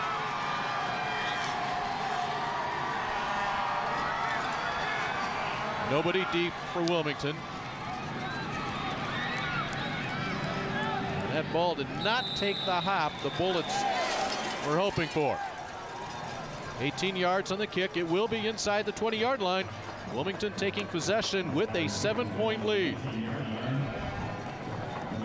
Williamsville taking another little play from the Rochester playbook on the punt there, kind of setting up the spread formation and having the punter kind of there in the gun and then deciding last minute to back it up and punt the football. Speaking of Rochester, our 4A game to follow this one, it will be Rochester taking on Phillips. Rockets looking for their 5th straight title. Here is the action. We've already had 2 games. Congratulations to state champs Forreston and Eastland Pearl City. It's a 10-3 Wilmington lead. Rochester and Phillips coming up next. Second time ever in state history that a team from the Chicago Public League will be playing for a state football championship. The only other time, 1982. That game to follow this one. Dead ball, false start on the offense, 5-yard penalty, still first down. And the ball to travel inside the 15-yard line. Father-son, right there. You know, you oftentimes talk to coaches who coach their sons, and they say, you know, we leave the game, you know, in the locker room or on the field. Not so with the Southalls. They're talking it 24/7. Well, when it's your passion and it's what you love, I think it's very hard to separate that. And they clearly have a good relationship and have done a good job. But it's hard to believe that 2 people that have so much at stake and believe so much in this sport just leave it all on the field. Straight up the middle for the fullback, Gavin Hawks. I can see some late night conversations going on between father and son, especially when you're in the state finals game. 9-yard run for Hawks. He'll get that penalty yardage back plus 4 more. Hand the ball off to Hawks here. He's in that up back, the feature back position, the fullback, and it's just such a quick hitting play. I mean, his hand is literally just a couple yards behind Southall, the quarterback, and the play hits so fast, it's hard for the defensive line to react. Little play action here. Southall trouble, down he goes. Alec Dakin along with Riley Perrine. They'll be credited with the sack. Number 65, John Karras, also in there. Karras, a school record of 10 sacks this year. Karras does a good job here coming off the edge. He actually escapes around in between 2 blocks, and then he just stays with it. He runs the circle. You see him coming out there, rolling out his way. He comes through and then avoids Hawks too, but he stays with it on the pursuit. He comes in to make the play. So give Karras credit for his 11th sack as he continues to build on that school record. And now it is 3rd down and 9.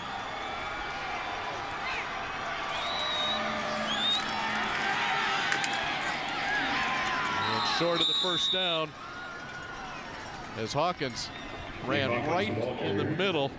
Second time that Grant Luckhart has put a big stick on a player tonight. And this is a big collision. You see Hawkins, he sees him coming, and both of them just kind of smash into one another. It's a good job by Luckhart bringing the ball down. I mean, Williams is a guy who prides himself on yards after contact, and he had the head of steam there. Derek Kirchner, a 56-yard punt earlier tonight. He will do the kicking. Twins Deontay and Avante Cox deep for the Bullets from Williamsville. Pretty good field position for Williamsville from the 42-yard line following a 33-yard kick from Kirchner. We've played almost 3 quarters. We have only had 1 ball come into the end zone. Here it is. It came from distance, 61 yards, and Nick McWilliams.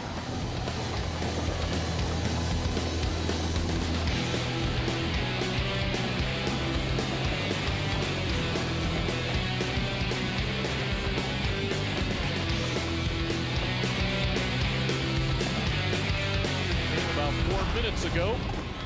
That came after an opening drive in this quarter that saw Anna Clark hit a 19-yard field goal to tie the game momentarily at 3 apiece. Wilmington defense starting to tighten up on the tackle. Number 36 for Wilmington, Jake Capwell, 5'10" junior linebacker. About a yard and a half on first down.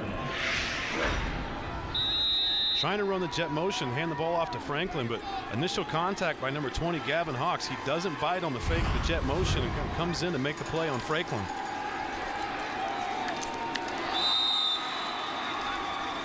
Flyer misses A little bit low, intended for Vince Vignali.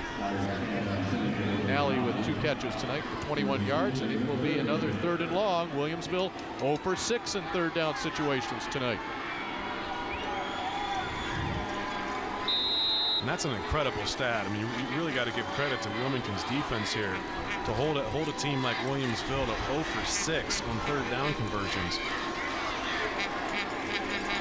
Play clock winding down to 10 seconds here. Long time getting a play in. Flyers looking right at it. Down to 5. They get it off. Nobody there. Once again, great coverage by Mason Southall. He was all over Daniel Dakin. And we have a penalty flag thrown here in the near sideline at the line of scrimmage.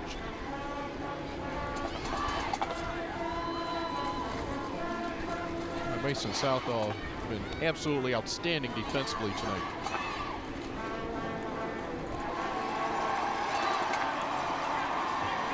Penalty going against the Bullets. And of course, Joe Mann says, nope, we will just decline that. Make it 4th down. Formation on the offense. That penalty is declined. 4th down. Wilmington was stunned in the early moments of this 3rd quarter with the offensive attack of Williamsville, and once that ball, that opening possession by the Bullets, got inside the 20, since then Wilmington has been rock solid. And now 0 for 7 on 3rd downs.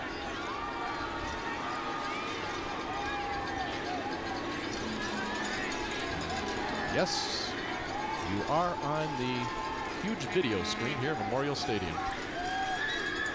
And on Comcast Sportsnet, your home for all 8 of these high school state football championship games this weekend. No pressure.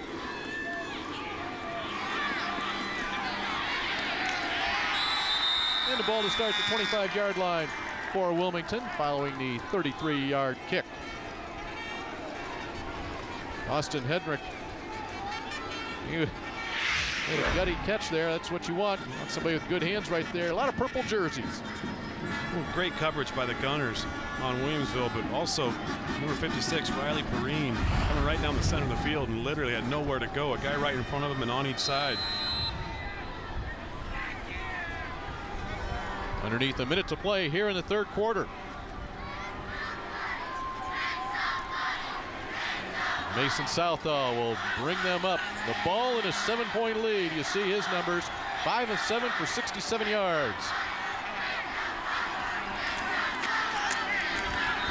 Williams punched after a short gain. Number 44 is Nick Kent, helped out by number 54, Mitch Whitley, on the tackle. Good job here, sniffing out the deception, running a little bit of counter action here, or crisscross, coming back to McWilliams underneath.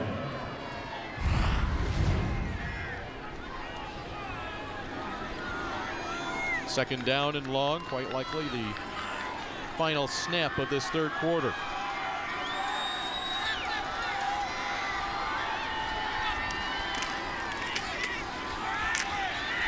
Again, you hear the pads cracking. It's getting serious now. We close out the 3rd quarter. The opening drive of this quarter by Williamsville resulted in a 19-yard field goal by Adam Clark. That tied the game at 3, but then it was Nick McWilliams, 61 yards, and with that, Wilmington will take a 10-3 lead into the 4th.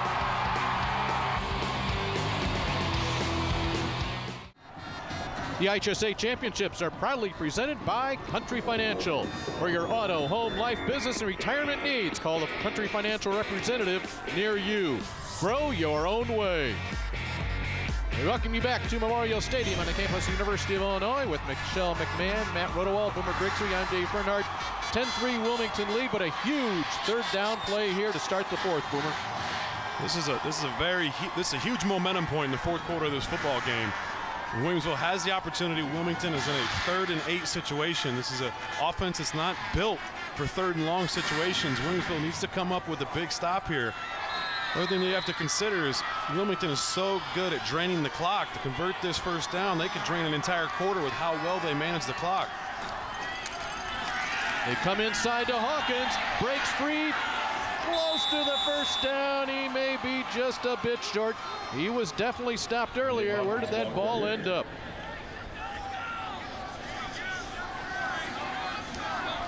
Williamsville disgusted that they did not get him at the line of scrimmage.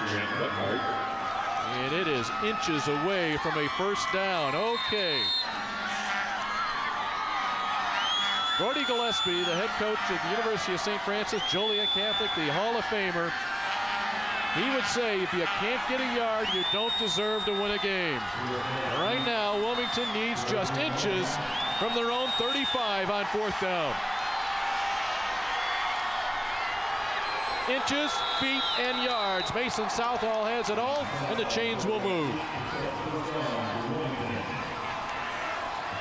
It's a great job by Wilmington. A very good call to go for it. 4th and inches. You have to have confidence that your team can get that 1 yard for the first down. That big Alec Dakin directly over the center, but Southall does a great job of slightly moving over to the left, following his big guys, following his guard, falling forward for the extra yard. First down for the Wildcats, each team with 10 first downs now.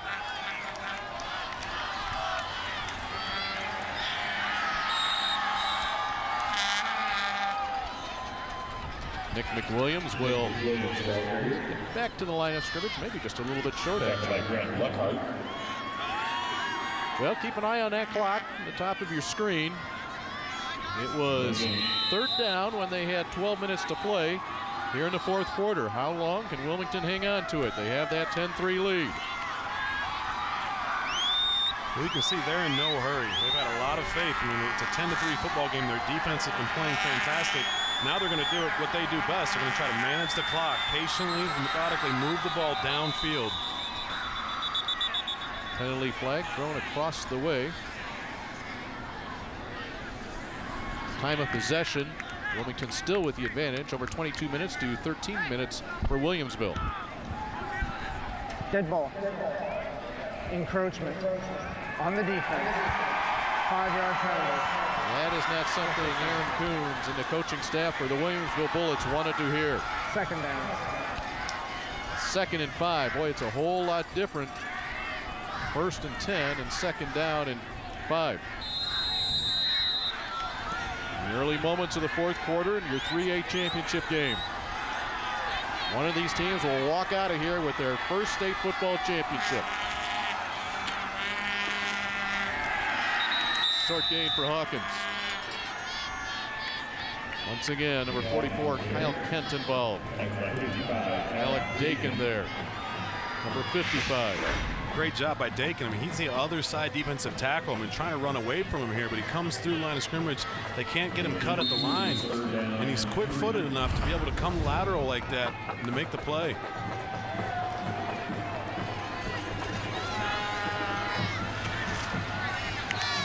Wilmington 6 of 12 on 3rd down. They need 3 yards here to keep the chains moving.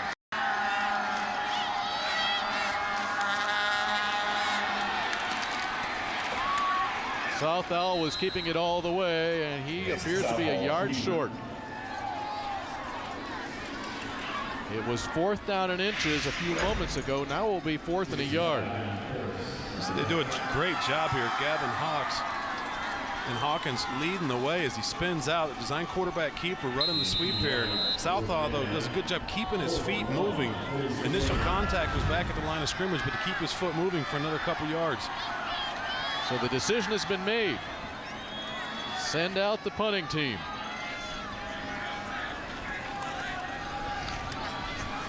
See, they spread the field in this punt formation.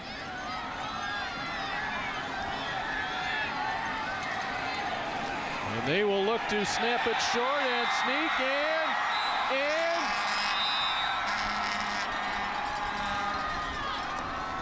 And the right foot appears to be maybe a foot short of the first down.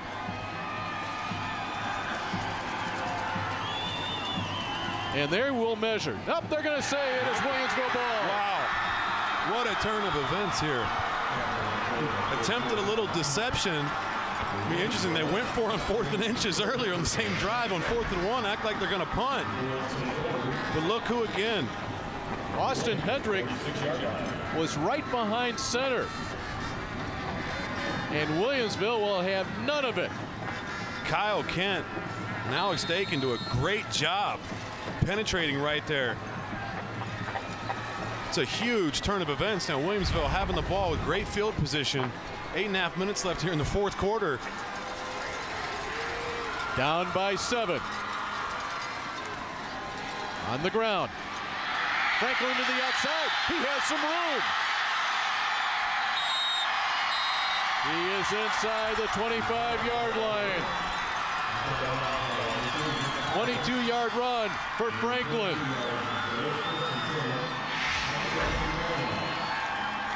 This is just an inside zone play. Franklin, what a great stop there. Great vision of the field, plants those feet, breaks outside. Comes a foot race. Unfortunately, Nick Hawkins is fast enough to run him down and get him out of bounds. Aaron Coons glances at that clock. It shows 8:21.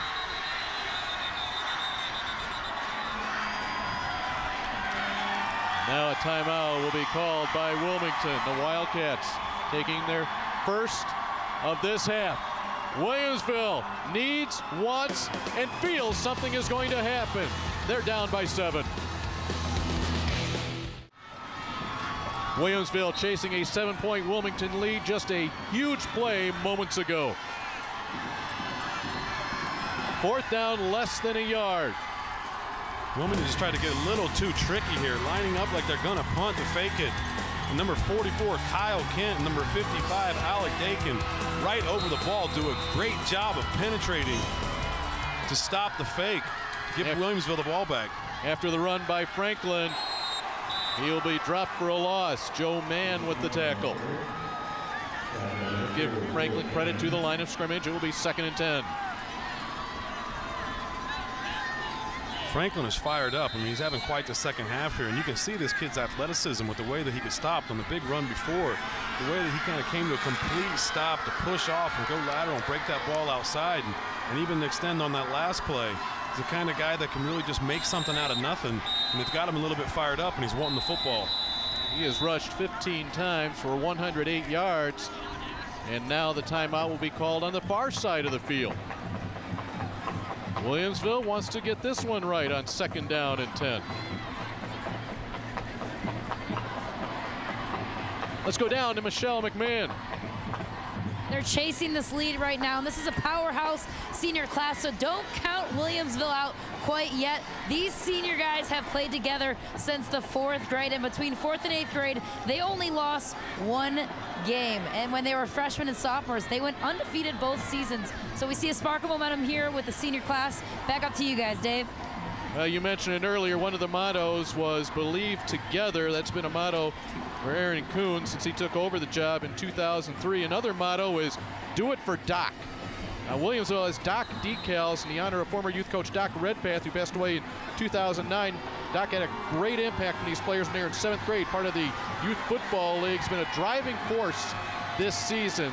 This has been an emotional year with Aaron Cox, his father, passing away about 12 months ago, and of course trying to honor their late youth coach. Luke Blyer. Completion. Vince Vignali. Short gain. It will be 3rd down. About 4 yards to go for a 1st down. You see the timeout they took here just to make sure that they had the play call right. It's a good job by Blyer connecting with Vignali on the out route.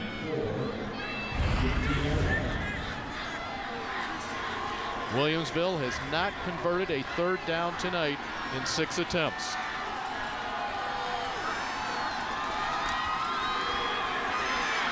Room to the outside.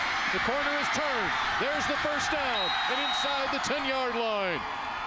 Franklin again. 9-yard run for the sophomore Jace Franklin.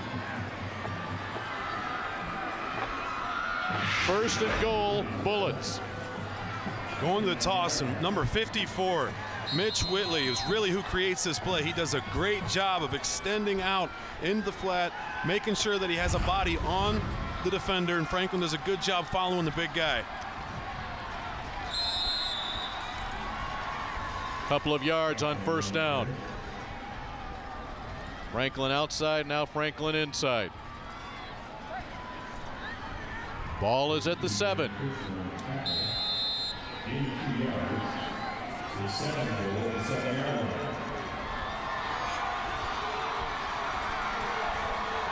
Blyer tonight, 9 of 18 throwing the ball for 79 yards. Going to put it in the air here.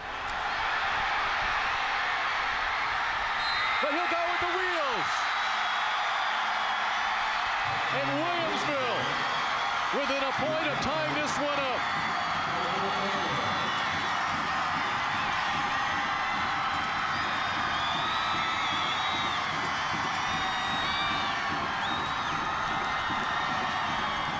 Great job by Luke Blyer. This is one of the benefits of having a dual threat quarterback. The kind of guy who can hurt you in the pocket, but he can extend plays. Now the extra point attempt. Clark. We're tied. Wilmington attempted to go for it on 4th and a yard from punt formation, did not get it. Williamsville attacks. Luke Blyer finishes it off. Nothing there. He's dropping the pocket. He actually throws a pump fake, and he just doesn't have anybody open. Decides to run it, has good vision, sees the opening, pulls it in for a touchdown. It's a great decision by Blyer. Does the pump fake, doesn't try to do too much with the football. It's a close game. It's the 4th quarter. It's the state finals. Doesn't let that pressure get to him. Doesn't try to force a throw. The covered defender sees the open green, rushes in for the touchdown. Blyer has been learning this system since 7th grade. He has gotten better each week. Michelle mentioned earlier, they call him Cool Hand Luke. And he was right there. We're tied at 10. Two teams unbeaten on the season, each 13-0. Each school looking for their first football state championship, and we have a 6.5-minute game. And talk about an exciting 4th quarter of football here. I mean, Williamsville, you got Williamsville now kicking the ball off to Wilmington, whose average drive has been longer than 6.5 minutes, and to see whether Williamsville can keep them, hold them from, prevent the big play, or if Wilmington is just going to patiently kind of drive this ball all the way downfield, eating away at this clock and try to go for the go-ahead score. This was a 3-0 Wilmington lead at the half on a Jordan Sarr field goal. Adam Clark came back and capped off the opening drive of the 3rd quarter with a 19-yarder. Then a little over a minute later, Nick McWilliams ran it in from 61 yards out to put Wilmington on top 10-3, and you just saw Luke Blyer's 7-yard touchdown run.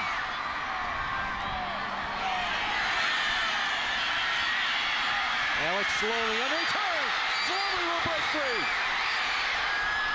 Salome still on his feet.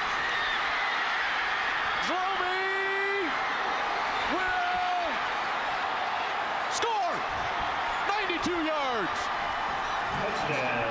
Unbelievable. Outstanding return by Alex Salome, all-stater. At some point, he broke free there. He thought he was going to be out of bounds once or twice. Cuts it back. Just such a playmaker. Having your big-time players come through when it matters most and make a huge play. Salome is not usually on the kickoff return team. Williamsville kicked deep. They found number 24, and he found the end zone. And he has to be exhausted. You can see how his chest is on fire out there, right there. It's taking everything he's got in order to line up. I mean, the heart and soul of these players to be able to play literally both ways, offense and defense, but even on special teams, they can't get a break. And you can see he's exhausted. He barely could get out of his stance there, and boy, did he earn it. Huge kickoff return. The extra point, and it's a big one from Jake Casillas. That 92-yard kickoff return, you'd say, how about that for a 3A record? No, actually it was a 98-yarder by Nate Bond, Stillman Valley in 2010, but this was a beauty. Zlomi does a great job pushing his own man down there. Hawkins in the way. But right here, staying in bounce to bounce, cutting that back. Just keeping his legs driving all the way into the end zone. Outstanding kickoff return. Alex Zlomi, that is a superstar play in the state finals here to come through for your team. Well, you said it. An all-stater is a defensive back, but an all-stater in 3A, you make plays wherever you need them on the field. Well, all-stater is a defensive back, but we've seen throughout the playoffs this year different times that he's been in that slot position or he's been at the wing. They've split him out and they've caught him on some flag routes and some go passes. Very good with the ball, good ball skills. Choose to put him in there is a great call by the coach. Moving him back there, fourth quarter of a game, tie score, put your playmaker in a position to make plays. Get them the ball as many times as possible. Give him the opportunity to return that kick, and he does the rest. He will get a little bit of a breather here for the kickoff. And then he will be back out on defense. We have 6:14 to play. This game is tied for all of 16 seconds. It's probably the first kickoff he's had off this year, as much as he's been on the field. But it's a good opportunity to give him a rest. Try to get him ready for defense because Williamsville still has that ability to throw the football.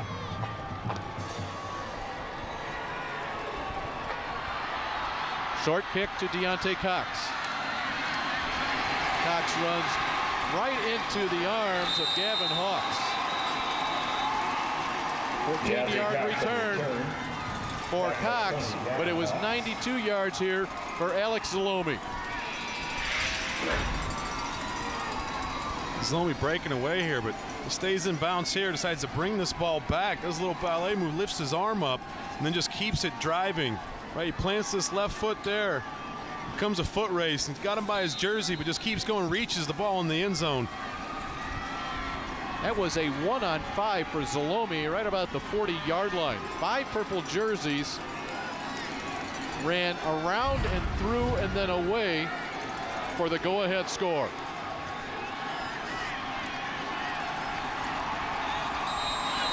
Short gain on first down. Tate Manka for 22. Jeff Rentz, second time he's been in the championship game. It was a 21-7 loss in 2003 to Stillman Valley. His 21st season. Blyer pumps, cranks, just a bit overthrown. Austin Hedrick on the coverage. The intended receiver was Vince Vignelli.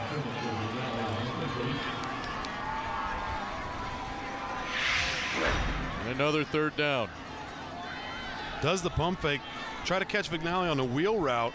Started at the slot position, went outside and trying to streak down the sideline. And Wilmington doing a great job playing man coverage on these receivers. It was Kyle Davis that put the pressure on Blyer. Williamsville looking to keep this drive alive. Their average time of possession on a drive, 2 minutes and 18 seconds. And that's including the 5-minute plus possession they had to open up this second half. A little bit of room here. Good block. Franklin. The foot race down the sideline. He's gone. 66 yards.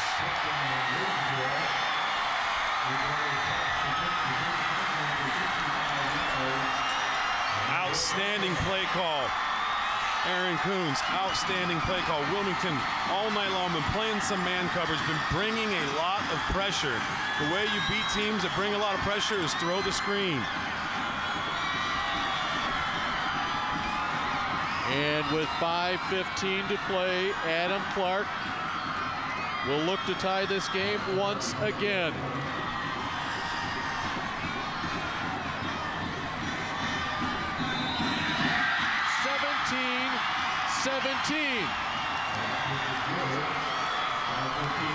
Jace Franklin takes the short pass. He had room. 66 yards later, Williamsville answers. Talk about believing and then executing. Just running the screen pass here. Franklin comes up, pretends to block, turns. Blyer finds him, and it just becomes a foot race. Explosive, he's so fast. There wasn't anyone around him. The moment he caught that ball and broke it to the outside. Wilmington's bringing a lot of pressure all night long. Get it to Franklin, breaks the ball outside, a foot race right down the sideline, and nobody's going to catch him. Great play call, well executed. Just 1 minute ago, those people were down. And now we're tied. In a span of 59 seconds, we have had a 92-yard kickoff return, followed by a 66-yard touchdown pass and run. 17-17, 5:15 left.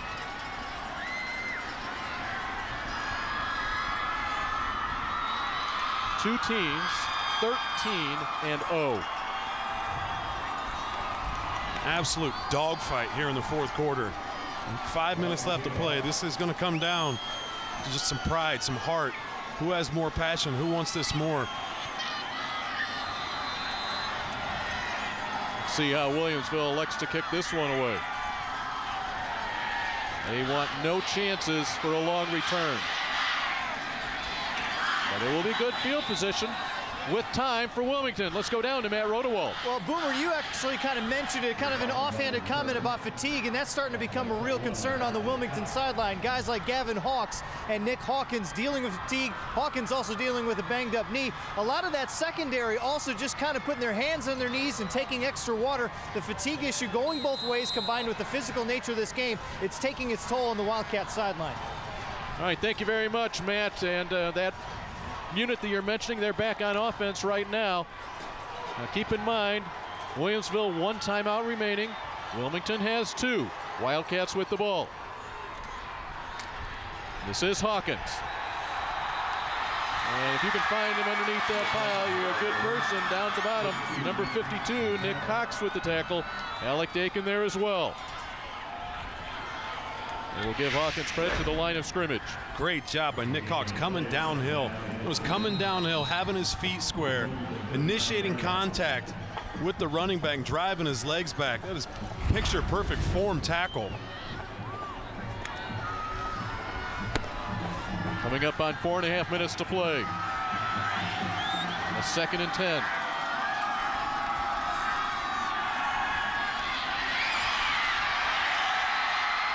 They wanted to get the ball into the hands of Zlomi, but the first man in was number 21, Avante Cox, along with twin brother Deontay Cox.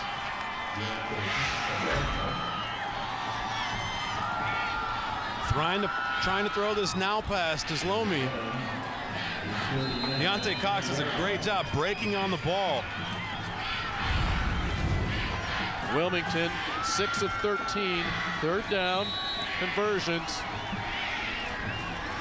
Mason Southall will come in and call the play that needs 9 yards for the Wildcats to keep things going. A 3rd and long situation, one that normally you would think a wing T team is not comfortable in, but they've thrown the ball so well here tonight.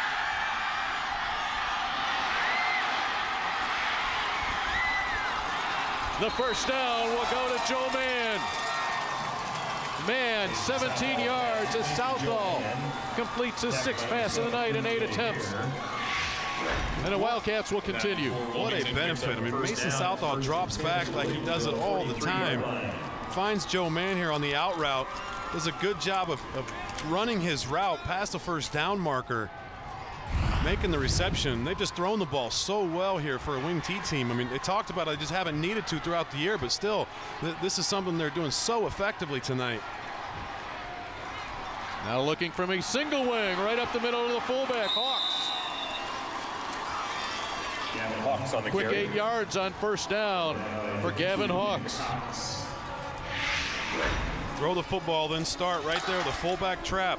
It's so fast, so quick hitting with that fullback up, 3 yards off the line. Hits so fast, there's no one there. Cox tries to comes in, makes the ankle tackle. Under 3 minutes to play. McWilliams That will be enough for a first down.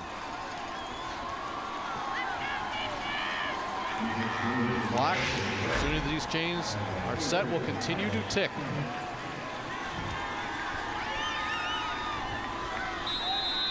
Actually, a good job here, Williamsville. Number 65, John Karras. They had two linemen leading up there along with the quarterback and McWilliams behind him, and he kind of came in there and took out the feet of everybody and went down after a couple yards. Otherwise, that could have been a lot bigger run. Jordan Sard had a 26-yard field goal to start the scoring this game. Will he be needed again? Inside the 30-yard line. Wilmington with those 2 timeouts remaining. Williamsville can stop the clock one more time.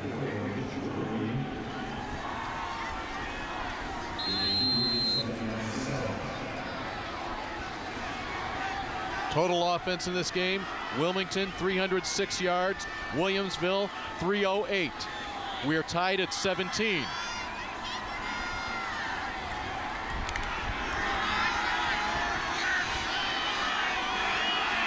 Wilmington very patient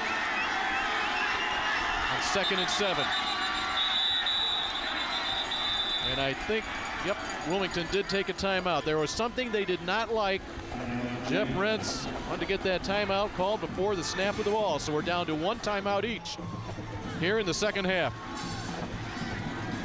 This game was 3-0 at the half, and then things got crazy in the 4th quarter. Alex Zalomi, nice little easy run, then get out of my way, an explosion. Zalomi, through 5 different Williamsville players, will take this one 92 yards for the score and the lead for Wilmington.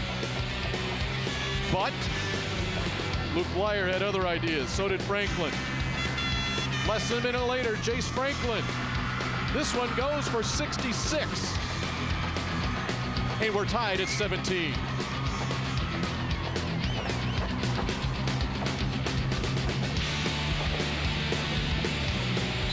But now it is Wilmington on the move with a $1:34 to play. Jeff Rentz, the head coach for Wilmington, also the assistant principal at Wilmington High School. Sustained success, and he said that's because of the consistency of the coaching staff. His offensive coordinator just to the left of your screen, Barry Southall. He and Rentz came into Wilmington the same year. Southall to keep. He'll be close to a first down. They stop the clock with 1:27 left here in this one. 1:27 left in regulation. Remember last year, had an overtime game in Class 3A. That was Stillman Valley and St. Joe Ogden. That run right there by Southall, good enough for a first down. Seemed leading everybody up through the hole, but Southall does a good job staying behind the blockers and driving his feet.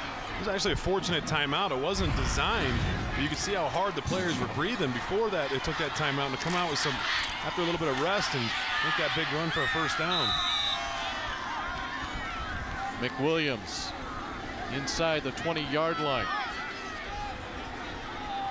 We are coming up on 1 minute to play.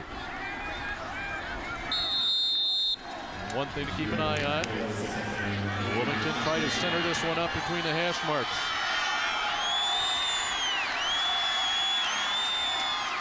Southall to keep it. It'll be third down. And that clock continues to run.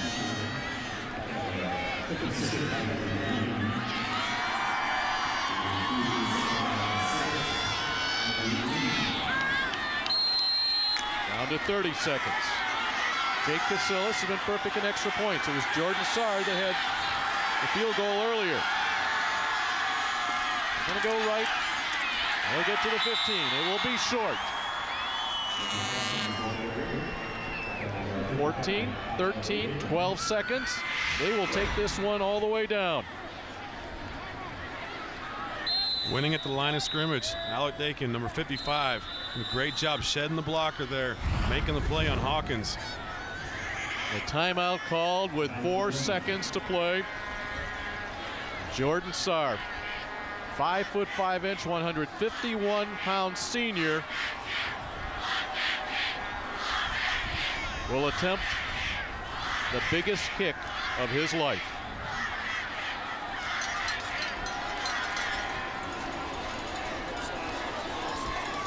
What a fourth quarter, what a position to be in. Has some confidence, having a game 3-0 early, already connecting on a field goal to come in like this. Nice and relaxed, right? It's a huge moment. I think it'd be very difficult to be relaxed, but he looks very poised in it.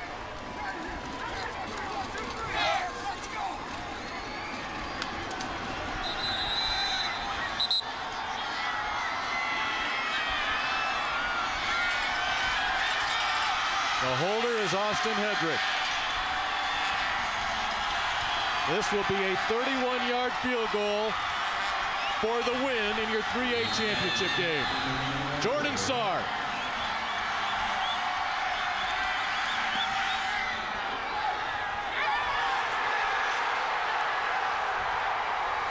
And Jordan Sarr has just won the first state football championship in Wilmington high school history.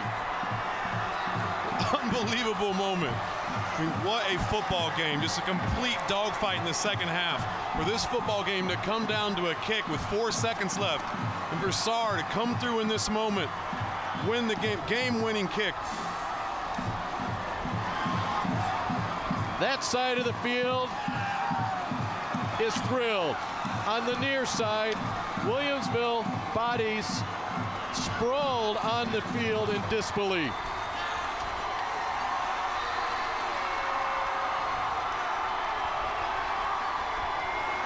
What a feeling for that young man.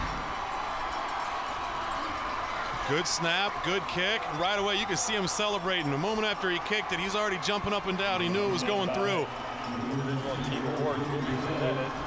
Unbelievable moment. What a job. Great kick by Jordan Sarr. Good job of the line defending him in that moment. Keeping the penetration out. Great snap. That's what it looks like for Wilmington. On the other side, this is Aaron Coons.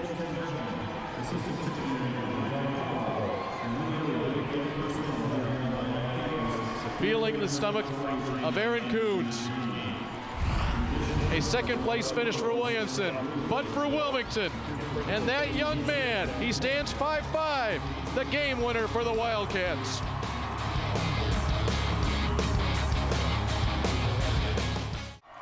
Welcome back to Memorial Stadium, where Wilmington just knocked off Williamsville 20-17 on a last-second field goal. Let's go down on the field and Matt Rodewald. In 21 seasons, 9 unbeaten of those years, and you finally get a state championship. What does it mean to you? It's incredible, but a little bit to do with me, man. A lot to do with a lot of different people. My coaching staff has been awesome. And, very fortunate to have the same staff for 21 years. A lot of these guys. So very happy for them, and just a great team effort.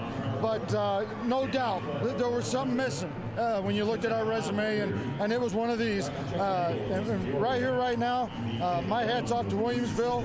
Coach, great job, great fight. Nobody deserved to lose tonight.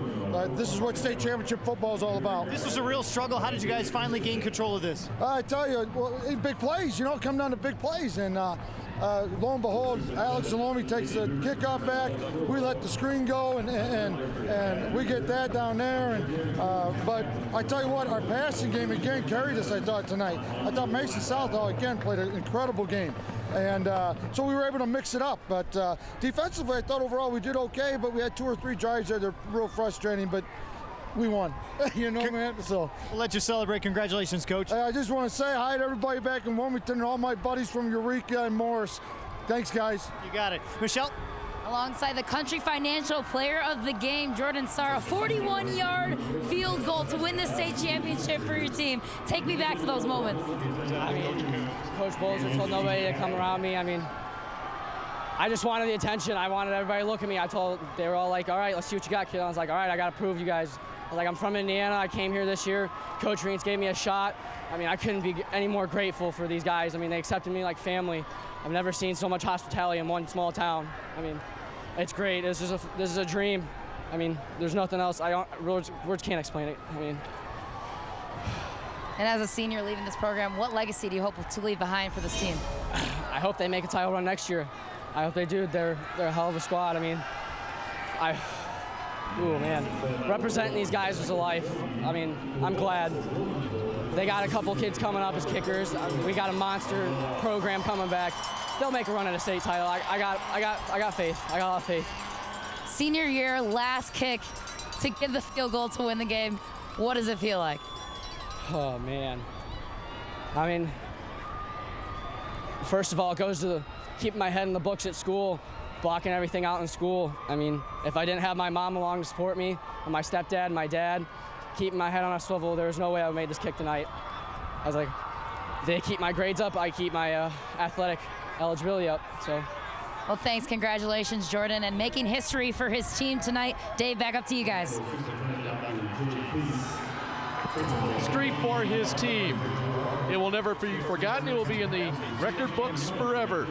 Jordan Saar, 31-yard field goal, and yes, indeed, the Wildcats are bulletproof, but Boomer, when Jace Franklin took that little screen pass 66 yards to tie it at 17, momentum had switched until Wilmington says time to go on another drive. Well, I mean, what a dogfight. What a dogfight. And that kid did an outstanding job coming through there. I mean, interesting story. First year in the program as a kicker, accepted like family, makes the biggest kick of his life. I mean, before the kick, you could see the poise in his eyes. He didn't look very nervous, was shaking himself loose, was trying to focus. And then afterwards, I mean, a kick that he'll never forget. And one of the most beautiful things about high school football is that at the end of every game, you see the difference. You see the tears and you see the cheers. You know, in all my experience with football, from college level to the National Football League level, you never see the heart, you never see the passion the way you do at a high school football game. The emotion and the pride and the camaraderie that these guys have had all season long of playing for one another and holding on to win a state title. Just an incredible moment. And to even see the hurt, you know, to see the ache, to see how much they care at the end of a game when it comes down to a game-losing kick for Williamsville, but how hard they fought all season to get here. And for Wilmington to come through and finally win, it was a good point by Rentz. You look at their resume; they've been so successful, so many consecutive playoff appearances. They have had an incredible program, but the one thing they were missing was a state title. How about this game? The first game, all defense, 3-0 at the end of the first half. Those 3 points came from Jordan Saar with 1:17 to play, but then things opened up. A field goal tied it at 3. McWilliams came back with a big 61-yard run. Zalomi, the 92-yard kickoff return, then Jordan Saar, the 31 field goal, and that's why Wilmington will get to raise that championship trophy in Class 3A. The first time they've won the 3A title in any category in terms of football. The playmakers did a great job today. I mean, they looked for their senior leadership, but you had guys, you had McWilliams, you had Zalomi, you had guys that came through in the moment, and they really fought this out. It was a very difficult game, the way that they exchanged back and forth, but how well Wilmington held true to their game plan, you know, of controlling the clock. They dominated the time of possession, and to come through in the end and win this game really came up huge on special teams. Hold the trophy high, fellas. You have just won your first state football championship in school history. A great one here in Class 3A. A 3-point win for Wilmington. Jordan Saar, the hero, but he can put a lot of people alongside. With that kick, 2017 win for Wilmington. We've got more football coming up here in Champaign, a 4A championship game to be played. Phillips and Rochester. But first, for our Chicago viewers, we will send you back to our Comcast Sportsnet studios. Wilmington, your state champs. And now the celebration, individual and collective, as Wilmington claims the state football championship in Class 3A. Mason Southall, he will get a medal that shows that championship here at Memorial Stadium in Champaign. There's the trophy into the trophy case along with wrestling and baseball state champions as Wilmington survives against Williamsville 20-17. That is 3A football. Can we top that? Well, we've got 5 more games to go this weekend. We've already crowned 3 champions here on a Friday. Forreston knocking off Carrollton 20-15. Eastland Pearl City pounced on Maroa Forsyth 41-12. You saw it come down to the final second, the field goal for Wilmington to give them the win. And then the one a lot of folks have been waiting for, as Matt Rodewald said earlier, today a intriguing matchup, maybe the most of the weekend, most intriguing, Phillips, Rochester. And then tomorrow, Sacred Heart Griffin looks for their second title in a row against Montini. Lamont hopes to hold off Nazareth Academy, a great one in 7A, a matchup of number 1 and 2, Cary Grove and Providence Catholic, and we'll wrap it up tomorrow night. Homewood Flossmoor taking on Stevenson for the 8A state championship. A lot of anticipation for our next one. It is Rochester, and it's the Chicago Public League representative Phillips. But for 3A, Wilmington, your state champs. Rochester Phillips next.